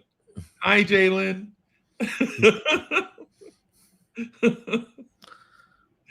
Yeah. But that's just what, you know. I'm not saying it's a hard habit to break. What I'm saying is that, you know, you do it for 2 years, or how long has Jalen Brunson been here? 3 years? He's been here 3 seasons already, right? Yeah, 3. So Jalen Brunson's going into his 4th season as a Knick. And so, you know, you've been asked to do something for 3 years. You know, you just got to kind of get used to the new guy. Yeah. Because basically when he's holding it, he's looking for an opportunity, but you just got to change the mindset. Like, yeah, I can't have you just sitting around looking for an opportunity. Just get open. And the other guys don't know what to do, Mm-hmm. right? Like, how do you get open when you don't know how to move with the ball, right? Like, legitimately, if I'll give an example, everybody. The one trade I would love for the Knicks to do, and I know it seems crazy, and I would consider putting Pacom Dottier in this trade. If the Knicks traded for Draymond Green, right? And and I know, like, the conventional wisdom is Draymond Green is 39 years old, but he didn't lose his IQ, right? As you get older, you lose athleticism. You don't get less smart, right? You probably get more smart with experience. Yeah, but he loved to hold on to the ball. That's when brother loved to hold on to the ball. Draymond? Yeah. Yeah. But the thing about him is he knows how to make the right pass. He knows how to play basketball. Yeah. Right. He's not just holding on to the ball to ISO and dribble, sizing up his defender, hezzy, step back, handoff, go back and get it, dribble, call for the screen. Nah, he just operating out of the pinch post and letting people cut. Like, he's stationary while others are moving. But if you want the ball off the ball, you can't move because the guy with the basketball is moving. And that's the difference. Mm-hmm. That's the difference between Steph Curry and John Morant. Right? John Morant got the ball. He trying to slice and dice and do his thing and trying to do such and such. And Steph would give it up and have the ball be stationary in a hub. And while the other 4 players are trying to work to get open, as opposed to one guy trying to work to get open and the other 4 are trying to figure it out. Yeah. Ja hated that offense last year. They tried to take the ball out of his hands. He scored less than 20 a game for the first time. Yeah. Because he can't shoot. Nah, not a good shooter. That's the thing. If he was a shooter, he would get wide open threes to make up for those lack of dribbles. But we're not in a Tim Hardaway, Kevin Johnson era. We're in a Steph Curry era. You know? And so Ja's got to work on that jump shot, bro. Zion has to work on that jump shot. It's the reason why Zion don't average 30. Because he don't have a jump shot. Not a dependable one.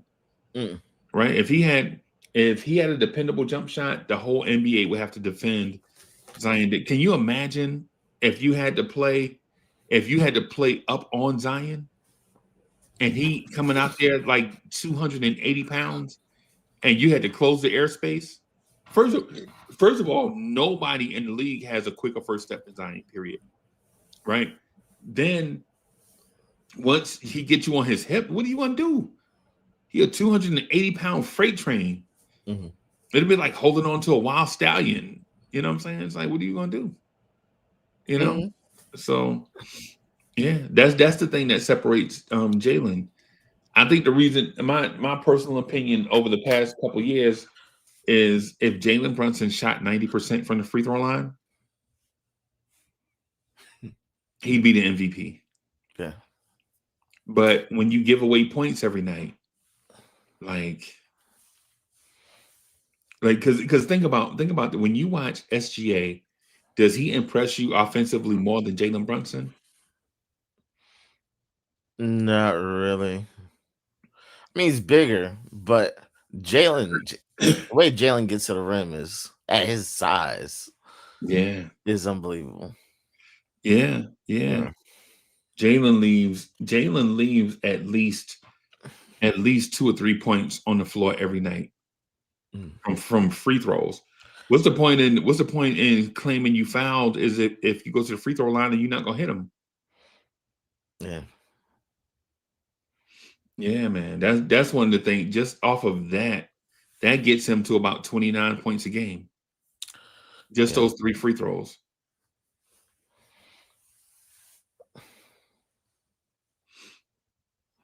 DSJ says if Jalen Brunson stopped taking stupid shots, MVP. Yeah, well, yeah, yeah. I think I think that's a thing. I also think the emergence of Mikal Bridges in this Mike Brown offense and defense is definitely gonna help Brunson be MVP. It's about time. About time. Yeah.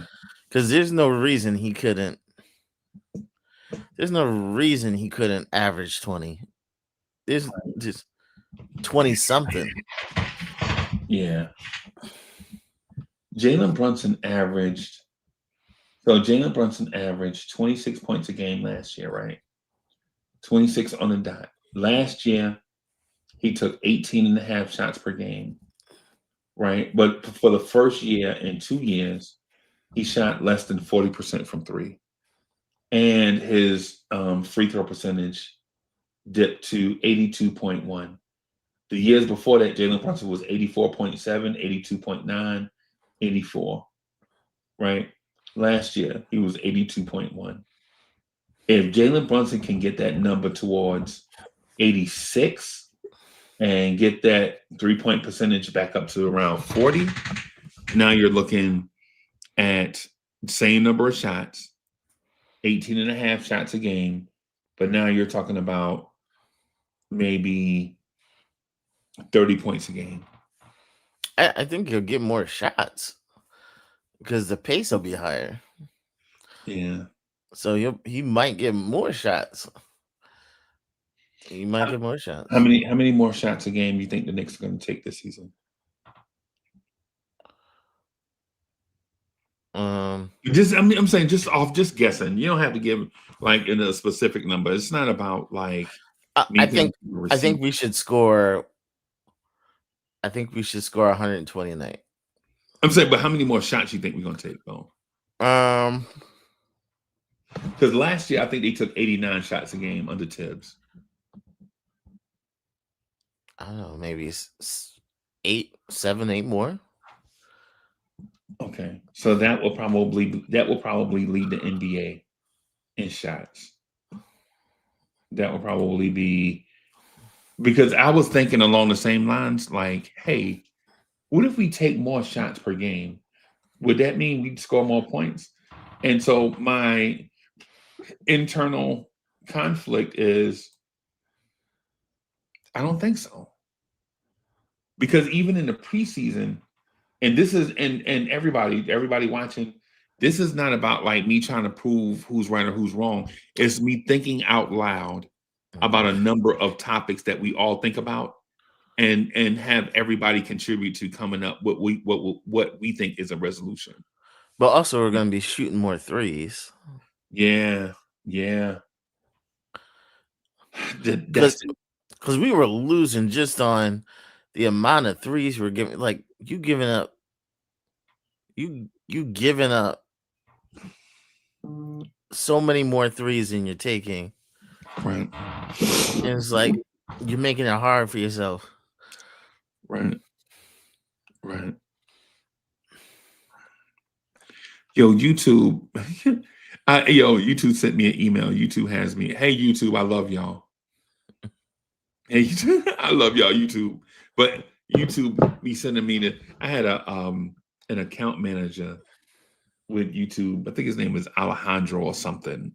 Mhm. And he was like, "Hey man, listen, if you do such and such and such, you know, the channel will just be." And I'm like, I understand the sales pitch. I'm in sales. I know sales talk when I hear it. Mhm. Right? You know what I'm saying? So I do this thing with Alejandro, and I don't see no result. And I'm like, Alejandro wins. Man, and for those that don't have YouTube channels or whatever, but this is one of the things, right? Alejandro says, sprinkle some money on it. just sprinkle some money on it, and you'll reach a. And I'm like, why I gotta sprinkle money on it, man? Why can't I just do organic growth and such and such? It's like, nah, man, just promote it, such and such. And I did that thing in July, and I'm so mad at YouTube. And this is just YouTube, me and YouTube, right?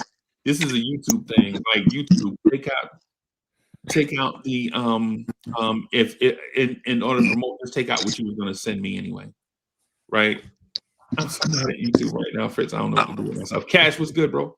What's good, man? What Hey, what are we up doing at this ungodly hour? hey, we was waiting on Cash. Where you been? I don't know, man. I'm just getting up. I'm sitting here sipping my tea, and I'm like, We oh waiting the whole man, time. We waiting the whole time. waiting the Cash, whole time. you sipping your tea with the pinky out, bro? Nah, I don't do that pinky thing, man. I was gonna say, I know you don't do it. Matter of fact, I just trimmed my starter kit, man. I had a starter kit. I had to trim it. All right, all right. Don't go deep into that because there's some people don't know about that. No. So, but I don't do I don't do stuff like that. But you know, your stuff grows, man. So you got to trim it. You know. Yeah, hey man, you know.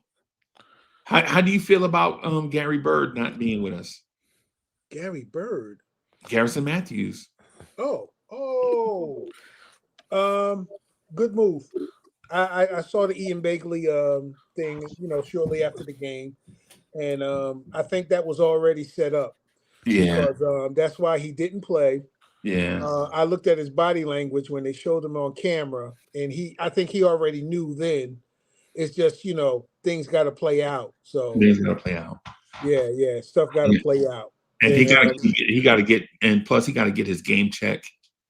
Yeah, Right. yeah. Oh and yeah, you gotta he's make still getting sure. his check. Yeah. You know we still got to get our check. You know that. So. Yeah, you know you know this. But yeah, we set, man. Everything is set. So yeah, I just pray that that Brunson doesn't have a major injury because you know obviously, you know, as far as point guard, if he were to go down, it's going to be by committee. I mean, we're going to have to rely on Kolick. You know, we're gonna need him. So you know, we buckle up. The ride begins Wednesday. Yeah. How many guards do you need? Like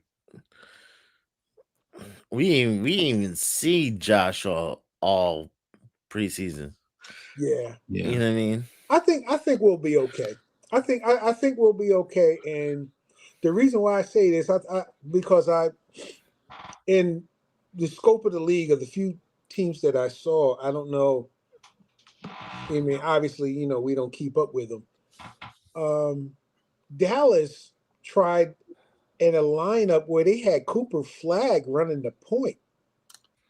He is that dude, bro. And Don't get it twisted. and then Houston has Amen Thompson running their point. Yeah, he's that dude also.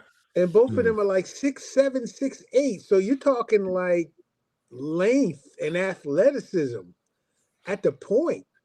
Yeah. So it's gonna be an interesting season, man. That's why I say buckle up, man. Cooper Flag. It's on and cracking. I think yeah, I'm gonna say this, it's gonna sound crazy. I think Cooper Flag is gonna be better than Wemby in like 2 years, bro. Like this year right here, he gonna go through his bumps, learning stuff, whatever. Yeah. But then towards the end of next year, like 26, 27, Cooper Flag is gonna be. But I'm a fan of Duke basketball. Y'all know I know that I've been a Duke fan since the year Chris Mullin left St. John. I was a St. John's fan, and then when Chris Mullin left, I was like, I can't do this no more, bro. So I've been a Duke fan for like 40 years, right? Mm-hmm. Bro, Cooper Flag legit is not Jason Tatum or Brandon Ingram or RJ Barrett or Zion. Cooper Flag might be Grant Hill, bro. For those that remember who Grant Hill is, Yeah. Oh yeah. yeah, Cooper Flag is. Yeah. He's dangerous, man. Yeah. He's dangerous. Yeah, He's man. got that quick first step, and for a light skinned brother, he's got some athleticism, man. He's got some yeah. sneaky. He's got some sneaky explosion, bro. Yeah, an explosion. Yes. You remember Tom Chambers? Yes. Oh, there you nailed it, man. You nailed it. Now, but what you got to do, man? You got to school these new jokers, man, because they don't know about him. We know about him, but they don't know about him. I saw Tom Chambers. You remember when he yammed on? You remember when he yammed on Pat? Yeah, he yammed on Pat. Everybody was like, remember that yam on Mark Jackson in that game? Yeah, back in the day. Yeah, I remember that. Mark Jackson was like, "Oh snap, boom!" That man took off and he never came to. Yeah, man. Yeah, man. Oh yeah. Yo, Fritz, I don't know how you old. Yeah, I don't know how old you are, Fritz, but yeah, tell them YNs as they call it today. I guess or whatever. They gotta go to the film. Look at Tom Chambers. And then look at the Flag. I remember Tom Chambers. Yeah. He didn't impress me too much. Like, he didn't impress me too much.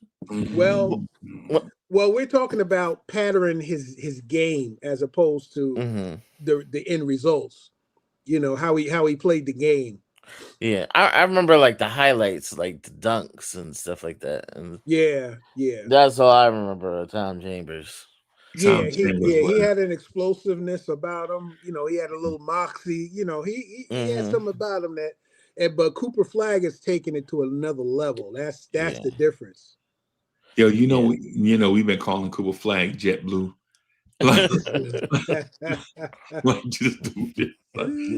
But Tom Chambers though, when you look at the early Tom Chambers, the Seattle Supersonics, when they had Xavier McDaniel and Dale Ellis. Remember that with Freddie Brown and coming off the bench? That was just after the Gus Williams and downtown Freddie Brown. Right after that. Yep. Gus Williams, downtown Freddie Brown, Dennis Johnson. Right after that. Yep. Yeah. Bro, this dude legitimately. I saw that dude count down the liftoff, bro. Like that dude dunked on Kareem so fast. It happened so fast. You it was like bam. And everybody was like, Tom Chambers with the finish. But then when they showed the highlight, this dude skied on Kareem, body to body and chest to chest. Yeah. I bet, you know what? I believe, of course, they wasn't measuring verticals then, that he was probably definitely 30s, man. He probably had a hell of a vertical. Yeah, I think Tom Chambers was in his 40s. Yeah, because they didn't do it back in the day, so we will never know. But yep. That man dunked on Kareem, bro, and he did it so fast. You didn't know until you saw the highlight where Kareem was like trying to grab him, and Tom Chambers dunked on him with bam, and Kareem trying to hold him. And that's it.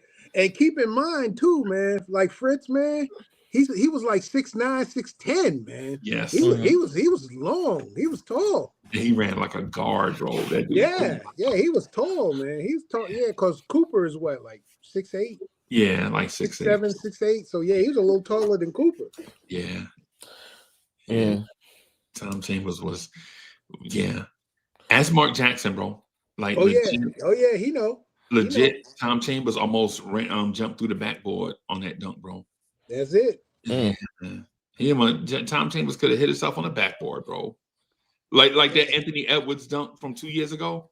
Oh, what he did? Yeah, his head. Yeah. Close to the rim. He had the ball up to miss the rim. Mm. Yeah.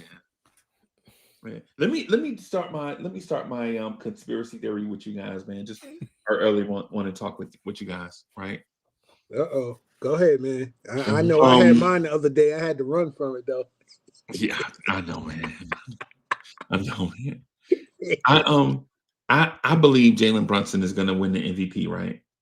Like this is just my belief. I think he's not only going to win the MVP, but the Knicks are going to win 60 games. I think this is the NBA rewards teams for doing it the right way. Like the teams that do it the right way get rewarded. They get like these calls and all that stuff. Teams that do it the wrong way, that rebel, they never get calls. That's why you don't see the Miami. You ever notice Miami Heat in big games? They always get they never get the benefit of the doubt in big games. But teams like the Denver Nuggets, all of a sudden you can't touch Jokic, right? Mm-hmm. Yeah. I think the Knicks have been doing it the right way, and Jalen Brunson is a fan favorite for all the obvious reasons, for stuff like leadership. I think for as much as people want to hate the Knicks, I think there is a sect of people that respect the Knicks, respect Jalen Brunson's leadership, and have Jalen Brunson in this class of NBA player where it's not about how high your vertical is, but how you represent the NBA. And to dovetail what you just mentioned, I didn't mean to cut you off. There was a stat I saw last night. Whereas in terms of leadership and being the captain of the team, he's number two in the league behind Steph Curry. So to your point, man. To your point, my brother. Yeah, that's what I'm saying. And what I mean is there is a level of leadership that the powers that be around the league, they can't deny. One of the other things is the stuff that used to make everybody hate the Knicks is further away. Like how y'all remember when James Dolan was a very hated owner, but internally you saw James Dolan do like all these kind things. Like y'all remember during the pandemic when owners was legit like not paying their workers and all that stuff, the stadium workers. Dolan was paying everybody as if they were still showing up to the Garden. Right? Yeah, I remember the shutdown, right? Remember everything shut down? And these owners like, man, we ain't paying, y'all ain't at work. Why we gotta pay y'all? Y'all ain't at work. Dolan was paying this stuff, paying people. Right? Ain't nothing happened. Like, nah, we appreciate y'all. Like one of the other things is when David Stern passed away, James Dolan paid for his funeral. Right? Like all these things behind the scene, like James Dolan gets a bad rap for doing certain things. And then it's like when you hear like these other things, you like, okay, he might not be so bad. Yeah. Or players talk about him paying for private jets. Yeah. Players on other teams. Yeah. Other teams be like, somebody needs to go see they moms or whatever. So take the jet. Yeah. And they ain't even on his team. Right. And don't charge them nothing. Mm-mm. Right. And so East Blue Drew beat me to it. This is one of the things I was going to talk about. Like Knicks, there's a certain group of Knicks fans that are upset with the way that the Charles Oakley thing was handled. Seriously? I think that's unfortunate. Right? I think it's unfortunate. Not for Dolan, but Oakley has been a bully his whole life. And for as hard as he played for the Knicks and all that stuff, one of the things we got to realize is the dude's been a bully his whole life. He tells a story like when he got to Chicago, how he used to slap Scottie Pippen in the face during every practice. And we out here like, nah, man, that's what we want. Nah, man, we don't. Nah, man, I ain't trying to. He ain't into saying sorry. Like that's not his thing. Yeah, and the other thing the other thing about dudes like Oakley, bro, I ain't gonna say I see him every day like I used to, but I used to see dudes like that. Like when there was a time in my life, I used to see dudes like that all the time. It don't matter like how nice you be to them. They mentally they don't accept stuff like that. Mm-mm. They born a bully, they gonna die a bully. That's just what it is. That's just how they function. Yeah. Like legitimately, like if he was in here right now, he'd be trying to bully us. You know what I'm Yeah. saying? The one of the things about it though is like with us, I'm not gonna be bullied, and I ain't gonna allow other people to bully people around me either. Right? You know what I'm saying? The thing is, you know, the thing is, the unfortunate thing, the real unfortunate thing is not the Oakley thing, because Oakley was a drunk on a rampage, and he got kicked out the garden thinking that he can just walk up to somebody and cuss them out and get in somebody's face. Mm-hmm. He But thought he owned it. He thought he owned the garden. Like maybe, go ahead, bro. Nah, I think he thought he owned the garden. Like, I think he thought, oh, I put enough time, I could do whatever I want. Like, this ain't your house, bro. This ain't your house. Like, you can't. Yo, you was drunk, out of line, out of pocket. I think all you had to do is say is sorry, and I think the Knicks would have like brushed it under the rug, and he just won't back down. Yeah. And then Fritz, and then remember the years before that. Mm-hmm. Remember how he was like the Knicks suck, and he was supporting LeBron. Yeah. How he used to be like, man, I'm from Cleveland, Ohio, and I'm a Cavs fan. You a Cavs fan?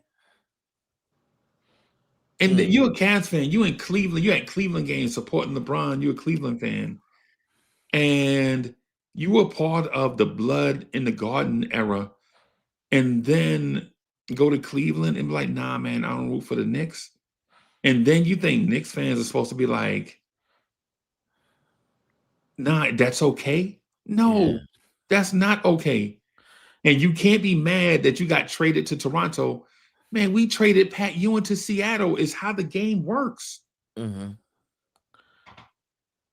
And not only that, after that, once everybody kind of like took a step back, he started throwing dirt on Patrick Ewing's name. Yeah. And it wasn't even like legitimate stuff. It was just like, he's supposed to back me. How am I gonna back a drunk? Acted up. Like, right. you wrong. Right. You just some of that stuff, man, we get like our feelings hurt in a way. And instead of saying, yo, man, they did me wrong right there, but I understand the game. Bro, Michael Jordan finished his career with the Washington Wizards. Scottie Pippen finished his career with, who did he finish? Portland? Houston Rockets. Houston, yeah. Houston? Yeah, he went to Trailblazers. Yeah, he went to Portland and then finished up with Houston. Yeah, you know what I'm saying? Charles Barkley didn't finish his career with the Sixers, right? Hakeem Olajuwon finished his career with the Toronto Raptors. Yeah.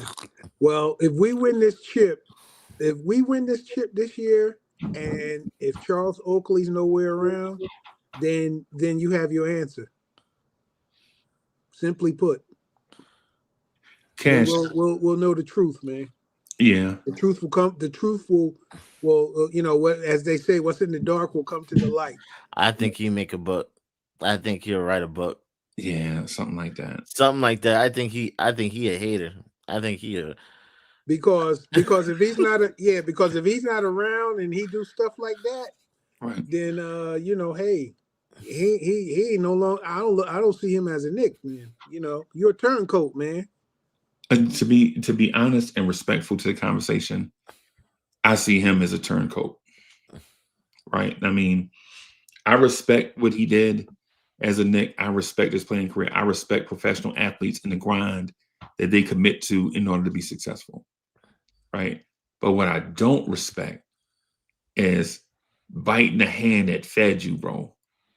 Like, you gotta relax, bro. Like, you gotta relax. You were a Chicago Bull on a team that was going nowhere. You came to the Knicks, and all of a sudden, you're on this high-profile team that is eating in the city. Man, think about what New York sports was in the 90s. Like in the early 90s, think about how good the Yankees were in the early 90s. They were not good. Think about them, how good the Mets were in the early 90s. They were not good, right? Think about the Knicks. This is the Knicks. Think about how good the Giants were. The Giants won the Super Bowl in the early 90s. And then after that, they were, right? The only team that was really good for a long stretch in the early 90s, the only two teams, the Knicks and the New York Rangers. Yeah. That's it. Must see TV. Yeah. Like playoff game, streets is empty. Yeah. Streets is empty during playoffs. Yeah. I know I can go to Connecticut. I can come from Connecticut to like Manhattan in less than 2 hours. If When Knicks is the playing. Knicks are playing. When the Knicks are playing. Yep. Yep. Yep. Yeah. Yeah. Yeah. One of the things, bro, one of the things about being a Knicks fan, I've seen a lot of Knicks players come and go, right? Like, legitimately, one of the things I'm upset about is Bob McAdoo's association with the Miami Heat, right? Like, why is Bob McAdoo associated with the Miami Heat? He was with the Knicks. And now you talk about how much you hate the Knicks? Bob McAdoo? 1975? Come on, Bob McAdoo.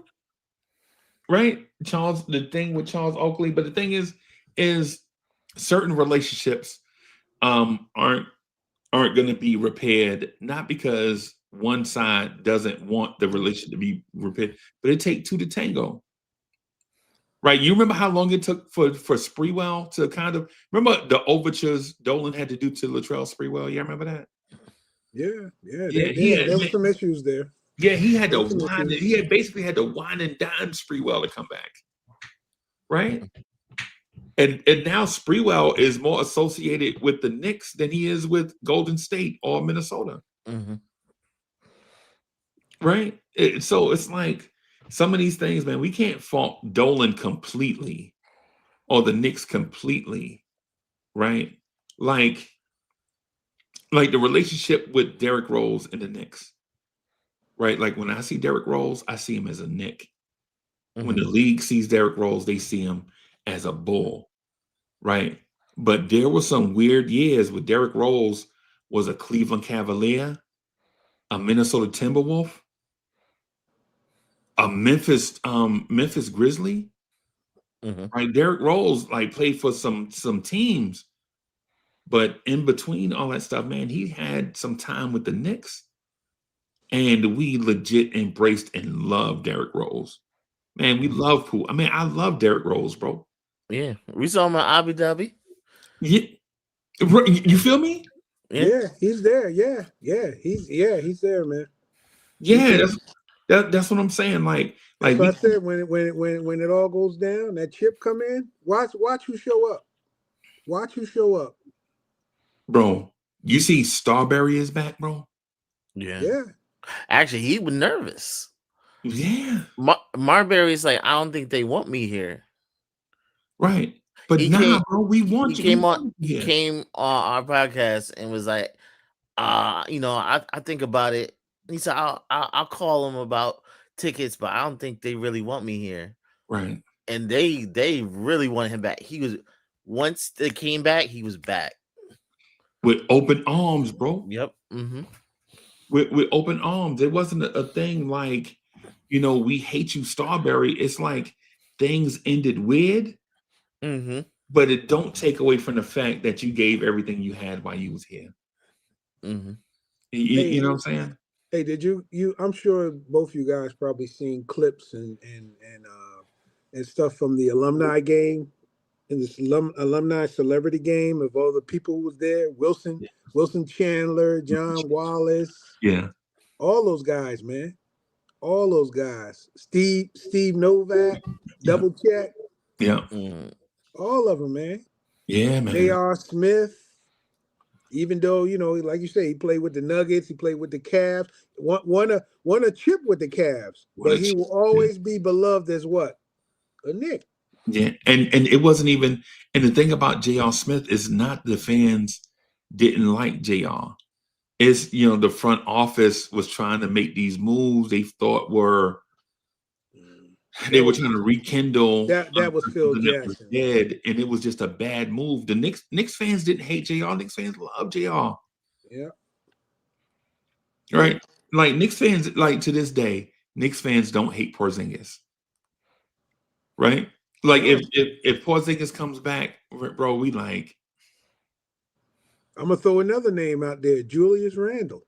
JR. Yeah, JR, bro. Julius Randle. Yeah. He's beloved. Like he's beloved. Like I don't think people gonna realize until it's like over. Yeah. Like he held it down. Yeah. Yeah. Bro, hey Fritz, I looked at some of the lineups that Julius Randle played with, bro. Mm-hmm. This man is out here with Wayne Ellington and Reggie Bullock and Alfred Payton. Mm-hmm. You like, what the fuck? Yeah, that's a prison sentence, bro. Yeah, legit. If I get locked up and you tell me that is my sentence, I'd be like, I'd rather do 8 years, bro. Just put me on 8 years. Hey, you know what, man? That's a combo meal. That's a ham sandwich, French fries, and a Coke. In a quart of water. It's a combo meal. A ham sandwich combo. Right. Yeah, that's a ham sandwich combo. That's what we was playing with. Wait, Fritz, you didn't laugh. You didn't get a cash joke. Wait a minute, do you like combo meals? Oh, what's that? Because in my mind, I'm thinking, wait a minute, Fritz like Wayne Ellington? What's happening? Hey, you know what I mean? A ham sandwich combo. That's what that was, man. Mm-hmm. Right. Yeah, man. I think there are some players that were here. Like, I don't know Julius Randle personally, right? Like, I don't know him personally. I think he knows who I am, right? But he don't know me, right? Or like that. But people like some people, like people just around him, they like, man, this dude is probably the sweetest human being you have ever seen on the inside. But since he's not an outward person, he gives off the standoffish vibes, right? But the people that are around around Randall know that like this dude is probably like the sweetest human being that you can ever imagine. But when he get between the lines in his public life, like when he put his uniform on, you be like, yo, this dude is a menace. He a bully. He might be a bully on the basketball court. In real life, he a softy, bro. And I don't mean softy like you could just walk up to him and treat him any kind of way. What I'm saying is he's kind. Yeah, he really about his family. Like, yeah. Well, you look at the community work he's done. He's got a court in the city named after him, man. Yeah, man. To this day. So you look at what he did for the community. That's a reflection or a manifestation of his character, of who he is. So he always gonna have love. Knicks always gonna have love for him, man. He was a part of the reclamation project. Him and Tibbs, man. Even though the thing with Tibbs, like I said, we win this chip, man. I mean, you think about it. Without them two guys who, helped this reclamation start, where would we be? They were part of it. So you can't just dismiss their service. No, you can't. You can't. I'll be honest with you. If the Knicks win a championship, I think it's only right for Dolan to send Tibbs and Julius Randle a ring, bro. Right. Like you got to send them a ring, bro. Like in terms of like the RJs and such, they so young, they in the league, they still don't understand they play yet. They still trying to figure it out, trying to be professionals and all that. But Randall was legitimately a high lottery pick that probably should have been the number one pick in his draft, but he played all season with a broken foot at Kentucky, right? And the thing about playing with a broken foot is you don't really have that explosion. You don't really do like these things to live up to your thing. And then when he gets to the Lakers, he's got a broken foot. And the doctors are like, nah, bro, this ain't regular pain. Your foot's broken. Right? And then they do the thing, they sit Randall. Remember, they sat Randall for the whole year. Remember, Randall didn't play a rookie year. No, nope. Y'all remember that? It was because he had a lingering foot injury he didn't know about. Yep. And the whole time he's shadowing Kobe. Like Kobe walking in the room cussing people out for no reason. Ain't that right, Randall? Yeah, that's right. Because Kobe is vet. You know what I'm saying? And so the thing is his journey was like a weird journey. You know what I'm saying? He go through the end of Kobe career on a rebuilding Lakers team that really wanted LeBron. They really didn't want to develop anybody. They were like, yo, we got these kids. We just waiting on LeBron. We know LeBron want to come here.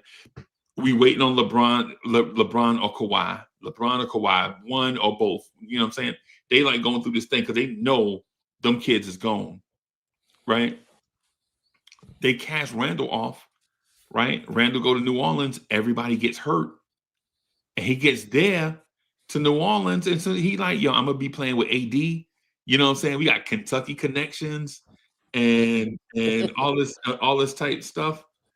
And you know, and AD. That's all, folks. Yeah, like I'm out of here, y'all. Yeah, you know what I'm saying? Yeah. And then Zion is doing like these 720 dunks at Duke in New Orleans. Know they getting the number one pick, and you're like, they not gonna invest in Julius Randle, bro. They losing Anthony Davis, and they know they're gonna get Zion, right? So they ain't investing in Randle, bro. Alvin Gentry is like, y'all just go out there and do whatever the hell y'all want to do. We can already get Zion. Yep. Because that's what the NBA do. You lose teams like small market teams that need help. You know they getting the number one pick, bro. Right? You know they getting the number one pick, right? And then Randall come here to the city, and people are like, man, I really like Marcus Morris. I like Taj Gibson. You know what I'm saying? Tibbs and Taj, man, they go together. Right? Let's get 5 of them power forwards. let's get 5 power forwards and 5 shooting guards they can't shoot. Right? Let's get a ham sandwich combo. Yeah, let's do a Yogi Bear picnic, bro. Like legit. Hey, boo boo. Yeah, man. You know what I'm saying? So yeah, so every time I talk about Randall, bro, like every time I hear about stories like Randall and Brunson and Cat and guys that come here, and Knicks fans are like kind of complain a little bit about the guys that we have. I'm like, hey, y'all got to remember, this is a team where nobody wanted to come here. We're not really that far away from that, from being the laughing stock. Like, you remember, to this day, I remember the reason why Kemba Walker is my most hated NBA player is because when he had the opportunity to come here, he mocked us. In this Boston Celtics introductory press conference, you're like, yeah, I heard the Knicks were high on your radar. He was like, yeah, I gave it some thought, but I want to be with a winner. New York ain't it, right? And they were like, well, what would have changed your mind? And he said, if the Knicks would have got Zion, Kevin Durant, Jimmy Butler, and Kawhi, I would have thought about it. He said that out of his own mouth. That man said the Knicks would have had to get Kevin Durant, Jimmy Butler, Kawhi, and draft Zion number 1 for him to think about it.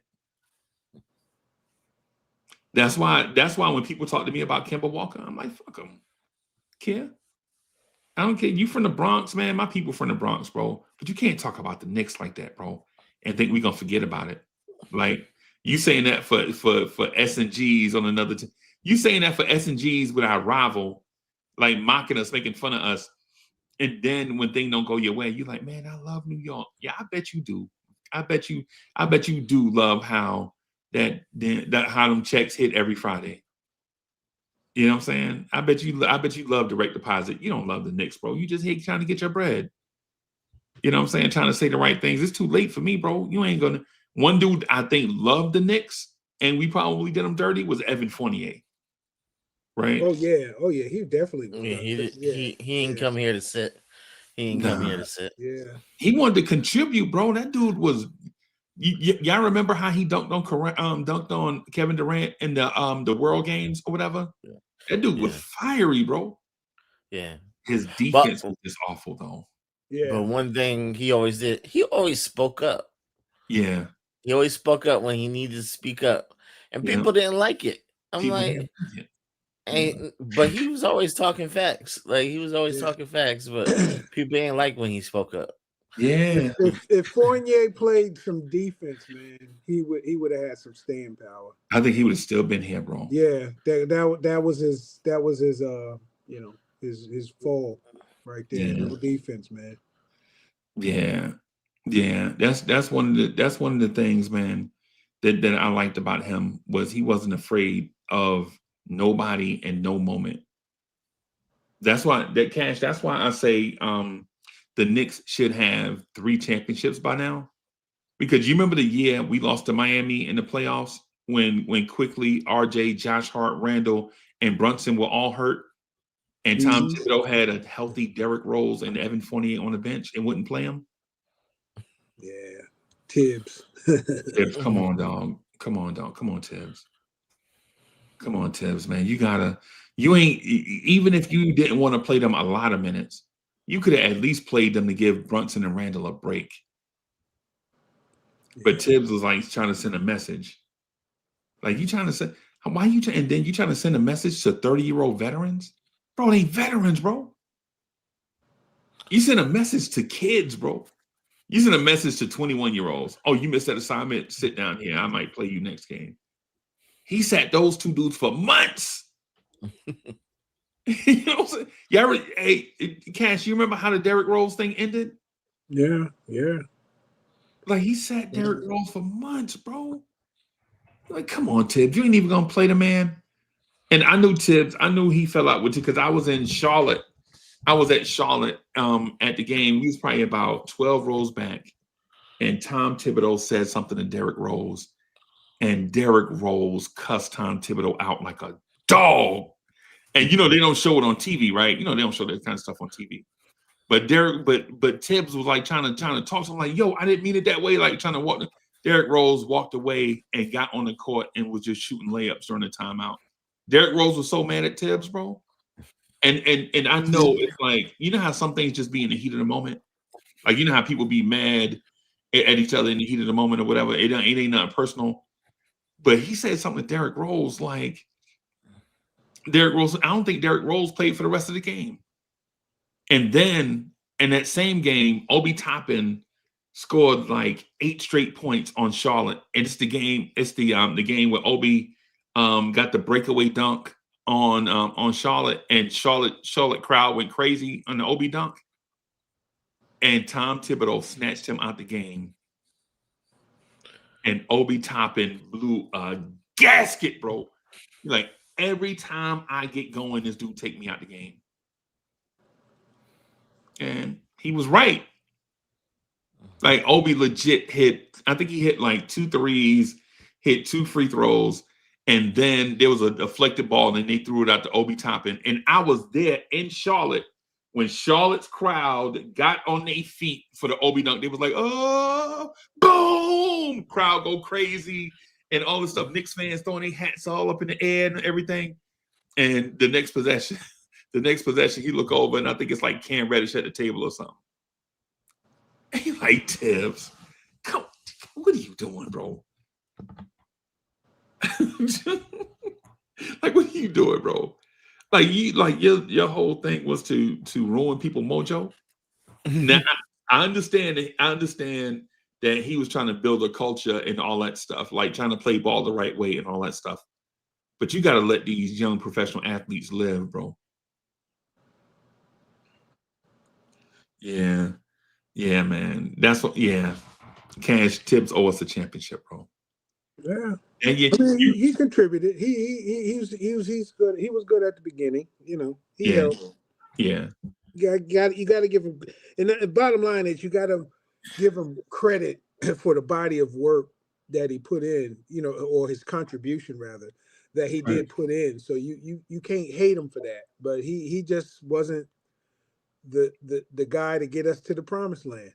Nah, It's just like Moses, man. I yeah, mean, I hate to go prophetic, go biblical or whatever. Remember, Moses never crossed the threshold. nah. So there you go. Moses had a shot collar on. Yeah, yeah. Basically, yeah. There you Basically, go. That's it.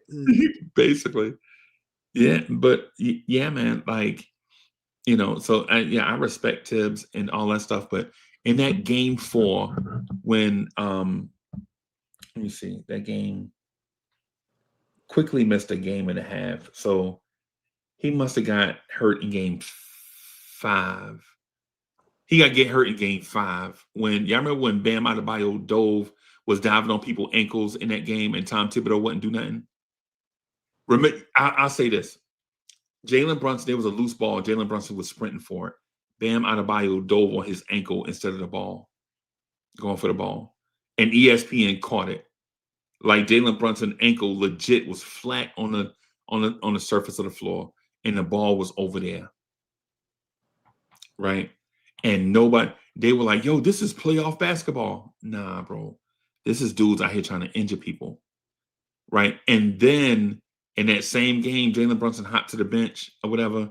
And then in that same game, he dove on Josh Hart's ankle underneath the rim on a run out. Like we get the thing on a run out. He dove on Josh Hart's ankle, sprained Josh Hart's ankle. And then in the middle of the floor, quickly puts the dribble move on him, and he fakes like he reaches for the ball, and he dive on Quickly's ankle and take Quickly out. Right? Take Quickly out of the game. Right? That's the same game. I don't know if y'all remember, but that's the same game where their point guard Gabe Vincent elbowed Jalen Brunson in the face on a 3-point attempt. And Jalen Brunson went crazy, like, "What are y'all doing? This is dirty." And the Knicks challenged it. And when the referees went back and watched the play, they were like, "Ooh, yes, this is a flagrant." Because that man didn't use the palm of his hand. He went elbow first into Jalen Brunson's face. He didn't try to make a natural basketball play, nothing. He just elbowed Jalen Brunson in the face. That's the same game. Remember Bam Adebayo elbowed Julius Randle in the eye, gave him the black eye. Julius Randle's eye was pink for the whole game. And Tibbs was like, "Man, play through it. You got to play through it." Instead of throwing a chair on the floor, instead of going over there and trying to knock out Eric Spoelstra. Like legit, while I respect a lot of things that Tom Thibodeau implemented, a lot of stuff I was like, bro, Tom Thibodeau is very soft. He's super soft.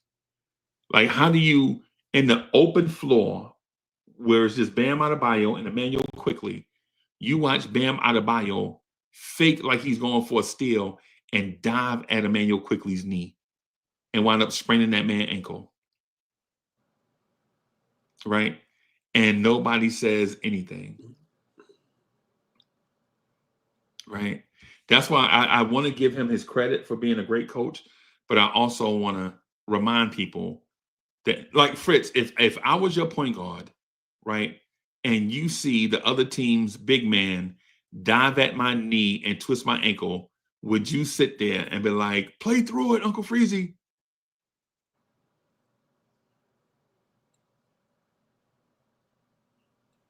So Fritz is saying yes, basically. Yeah. I would have cussed out everybody. Yeah, and in the pros game conference, I'd have cussed out Fritz, the coaches, everybody. Yeah. Like you the coach, you supposed to be responsible for me, and you watching people try to take my knee out. Nah, I need some get back. Nah, man, nah, bro. Yeah, Nah. I gotta Yeah, get Cash, I'm with you, bro. I gotta get some get back. I'm with you. You gotta you can't be a part of a team and not stand up for your people. Right? If you're part of a team and you don't stand up for your people, you're not a part of the team, bro. No, and you can't be my leader. I mean, I'm thinking about the job, that too. Same principle applies. Yeah, like you taking out somebody's knee? Cash, you ever had a knee injury, bro? Hyperextension, yeah. I took a helmet when I played football. I took a helmet to the knee. Bro, chat. I blew out an MCL and PCL in October 2022. I still be limping around here, bro. That was 3 years ago. And I be in the gym. Right? I legit be in the gym. Like legit knee injuries ain't no joke. Ankles. Yeah, me and my knee issues, man. Crazy. Bro, I'm telling you, bro, to watch that, that's my thing against Tibbs. Like instead of thinking like everything can't be about toughness, some things have to be about doing the right thing. Like when you see a dude legitimately, that's why I felt like we should have had a goon. I'd have sent a goon in there just to go in the game, just to punch that dude dead in the face. There you go. You want to fight? There's your fight. Right? There's your fight right there. You gotta well, keep in mind when you send a goon in there, you gotta be like, don't worry, I'm gonna pay you a fine for you because he's gonna get fined. I mean, Rick Moore don't got no kids out here and nothing. I mean, but is it worth it though? Because I think it's like if Fritz was my point guard and Bam Adebayo would have did that to Fritz, I think I would have put hands on Bam Adebayo, bro. I wouldn't even had to send a goon. I'd have went out there myself, right? Like we out here playing the game, and you just gonna dive at that man's knee and take him out. You ended that man's season, right? Like you legit ended that man's season, and then so it's like that's what I'm saying. Like for all the great things Tom Thibodeau did, there were some things I think he did that were quite like the year after that, when Dante DiVincenzo could have went off for 70 against the Pacers, and Tom Thibodeau kept taking him out. Cash, you remember that? That game 7, the game 7 against Indiana, where this dude legit Tibbs keep taking him out. Yeah. Every time Dante hit 4 straight shots, Tibbs take him out the game. Like, Tibbs, what you doing? Dante was like the only one engaged, and it's like, just let him rock. Just let him rock. Let him cook. It's not like he shot you out of the game, right? He shot you back into the game. Because remember, OG Anunoby tried to go in that game 7. Mm-hmm. OG Anunoby, to me, man, watching that brother go out there with his hamstring like that, trying to give it a go, bro, I almost had tears in my eyes, bro. Like, this dude loved the Knicks that much, where he legit going out there. Bro, y'all ever have a hamstring injury, bro? And they still kept him out. I would have just took him out because like he just did not look great. They kept him in too long, even then. Yeah. They can't because remember he hit that first 3. Remember he gave us the lead. He had that 3 in the corner. Yep. Yeah, and I was like, yo, this gonna be Willis Reed right here. Hey, well, from his perspective, that got him 245. So hey. Hey. He looked back and say, "Hey, that was worth it. That got me my 245." Yeah, man. And in that game, Dante like would hit 3 straight shots and Tibbs would take him out. And I'm like, Tibbs, what are you doing? Right. And then when Alec Burks started cooking at the end of the 3rd quarter, remember Alec Burks started cooking at the end of the 3rd quarter? It was him and Dante. I was like, oh, we might pull this thing out. And when I saw Deuce McBride at the table, I was like, who is he pulling out? Yes, and then I saw Jalen Brunson get up, and I was like, I know good and well he's not about to take both these dudes out of the game. And he took both of them out of the game. It's like, golly, bro. Tibbs, he didn't have a Cash. I think out of those 3 years, I think the minimum, we should have had at least one championship. Yeah, last year Yeah. should be the reigning going to because I think this is I ain't gonna say conspiracy theory, but just food for thought. You know, after beating Boston, because when you think about Wingstop or whatever, get OG had the wings because you know how Boston was.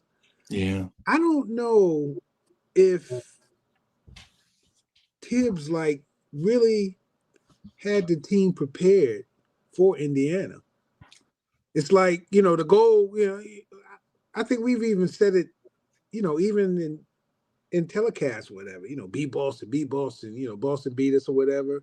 And then you beat Boston. I think Boston, okay, we beat Boston. But from April to June, man, it's 20 games that's got to be won. Yeah. And just didn't have it. Yeah, we just didn't have it. Just didn't have it, man. I don't think the coach. But anyway. Yeah. Oh, my bad, bro. Yeah, man. Now I just think, man, bro, that Indiana series when they used Miles Turner in the pick and roll, and we were out there with Josh Hart, said everything. Yeah, right? no adjustments. Like, why are you not playing Mitchell Robinson? Yeah, no adjustments. Is Miles Turner that mobile of a big man that Mitch can't guard him? I think we know Mitch can guard anybody, man. The only thing that's scary with Mitch is late game situations, and if the game is close with fouls, they're gonna foul Mitch, and we know the story with his foul shooting. So, but Cash, I would take that trade off because if Mitch missed both free throws, right? Say if he missed both free throws, and they get the ball and they go down and they try to score on us with Mitch on defense, I would take my chances. Yeah, definitely would have to be a trade off, man. So, but anyway, yeah, that's all right, man. I'm just locked in this season. I am locked in, man. I think the basketball gods are gonna finally let this one come through, man. I see it all lining up. Yeah, I think it's time. It's time. It's time. It's definitely. Yep, it's time. Yeah, I think put your for the chat. Put your parlays in because you got until Wednesday. Because think about it. Yeah. You put down. Oh, okay. All right. I can't do that. But anyway, yeah, man. Yeah, man. Put that thing in there, man, and win you some champagne money. Well. Oh, I will. I can say this, Cowboy Bob. I haven't forgotten. We win this chip. I will be in the city. I will be there for the parade. Yeah. I'm going to be looking for you in a good way because we all going to celebrate. We're all going to celebrate. Yeah. Because we have you on film about what you said, so I'll look forward to that. I know you're gonna make your way too. You'll be there. Yeah, he's in the city right now. He's in the city right now. Yeah. Okay. All right. Well, I'm close. I'm close to the city, so that's what I'm saying. Me too. Hop, skip, and a jump. So I'll be there. For sure. Yeah. Hey, East Blue Drew, I'm not wearing a shirt, bro. If the Knicks win a championship, mind you, I'm telling y'all right now, I look like a mix between the Predator and Santa Claus. The president is Santa Claus. The Predator. The Predator and Santa Claus. I'm built like the Predator with a Santa Claus gut. Okay. Damn. Okay. That's what A dude told me that in the gym. Like, Oh man. oh man, you look like Santa Claus except the Predator. I was like, what? Yo, I ain't never heard that. Hey, Cash, I was at the deadlift station, right? You know how if you older, make sure you deadlift, man. Do full body exercises, right? So I'm deadlifting, right? And he dude's like, golly. he like that, like, oh man, you look like Santa Claus, except the Predator. Except Like a little younger, you know how like the runners that be in the gym, they be trying to deadlift, but they be trying to get on the machine and run. Like it's them dudes, yeah. like they be running 9 miles every time they come to the gym. I'm not running 9 miles. Yeah, nah, man, no. I'm walking. Shit, I ain't running. I don't run. I don't run no more unless I have to, man. Yeah. I'm probably gonna walk. And I do cardio after I lift.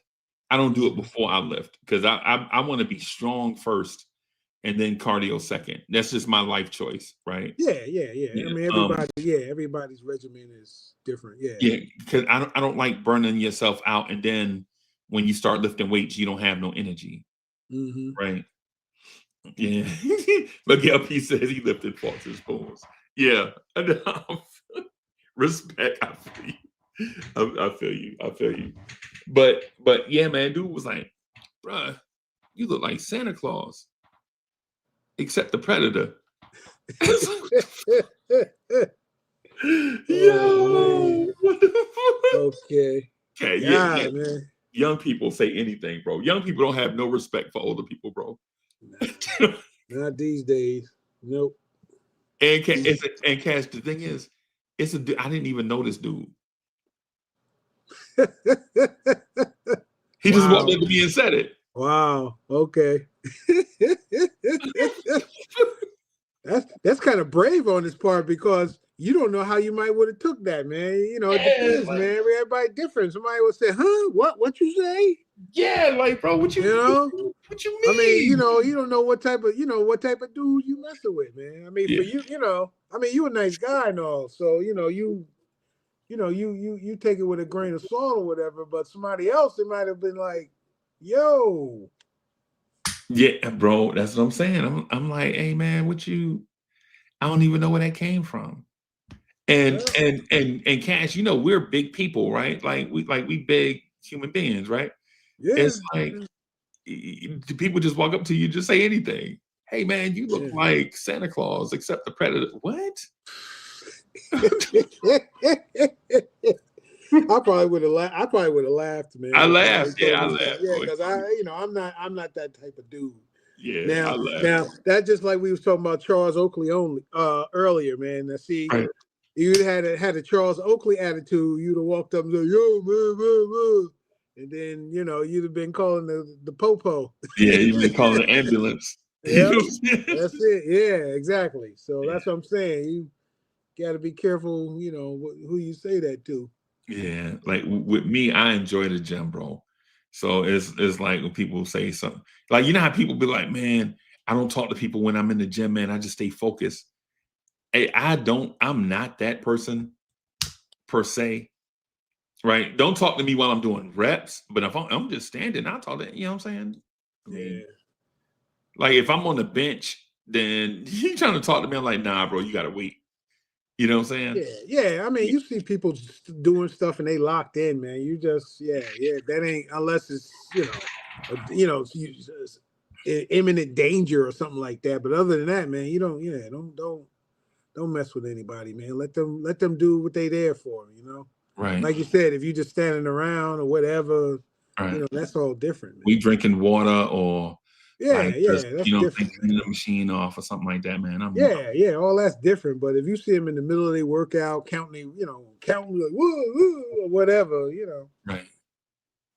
Then like and to me, man, I'm put on when I go to the gym. I'm hoodie mellow in the gym, like I'm wearing boots with my hoodie. I got on, yo, it sounds crazy now to think about it, but I'm wearing a tank top, a long sleeve shirt, a hoodie, a hat, sweatpants, shorts, and boots.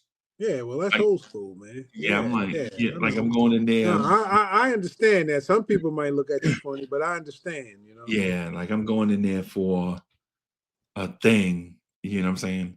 So it just helped me with my mindset. Yep. I know that's a lot of clothes, but that's why gyms have showers, bro.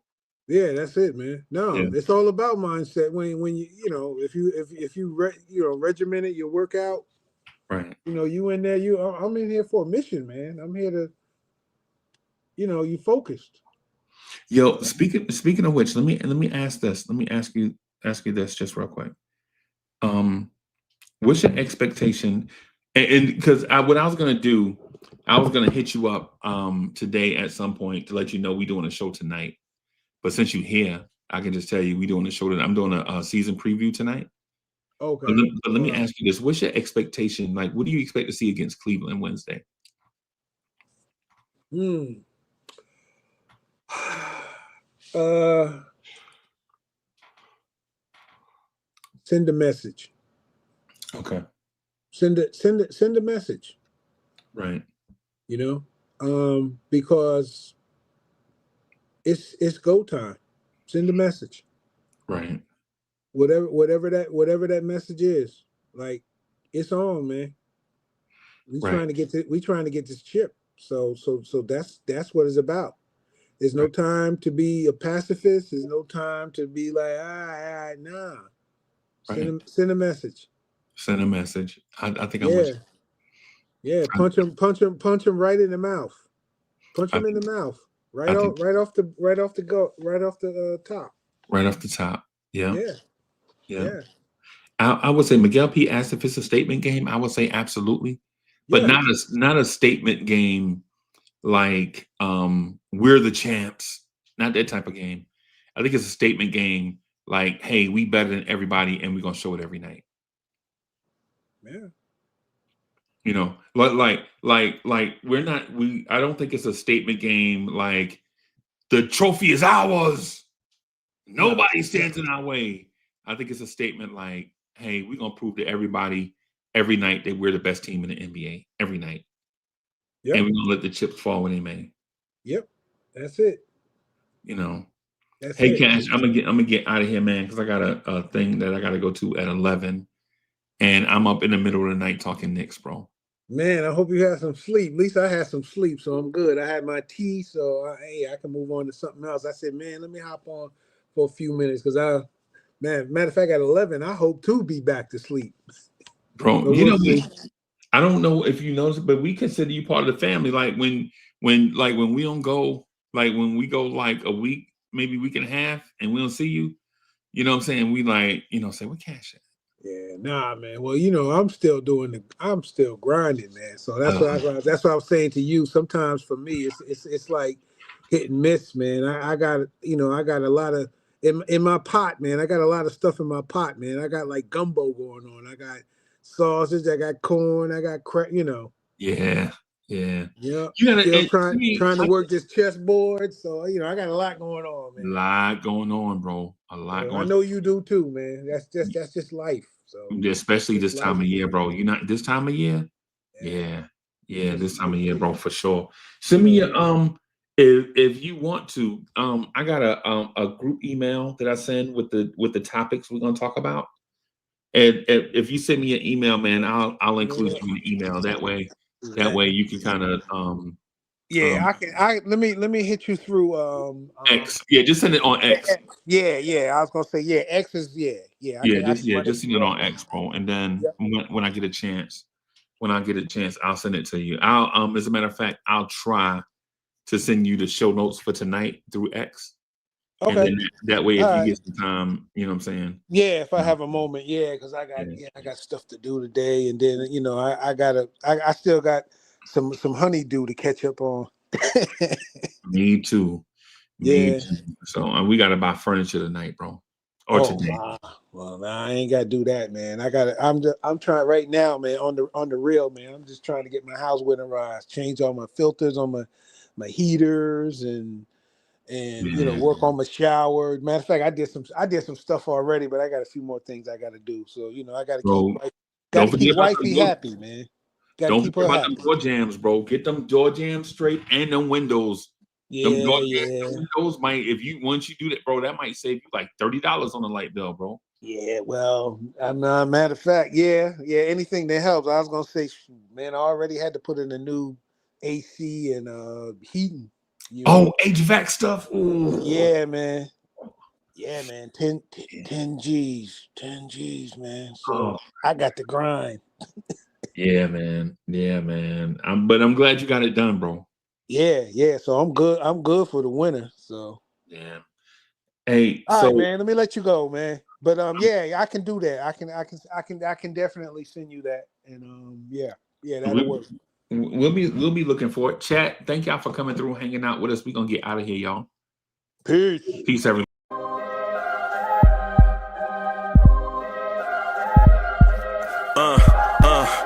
I rank where the view is nothing less than phenomenal. For how I express and project from my abdominal. The only view better, both my daddy and my mama know. No living parents, my sons give me balance. My wife is my serenity, this mic is my identity. The world is fouling up.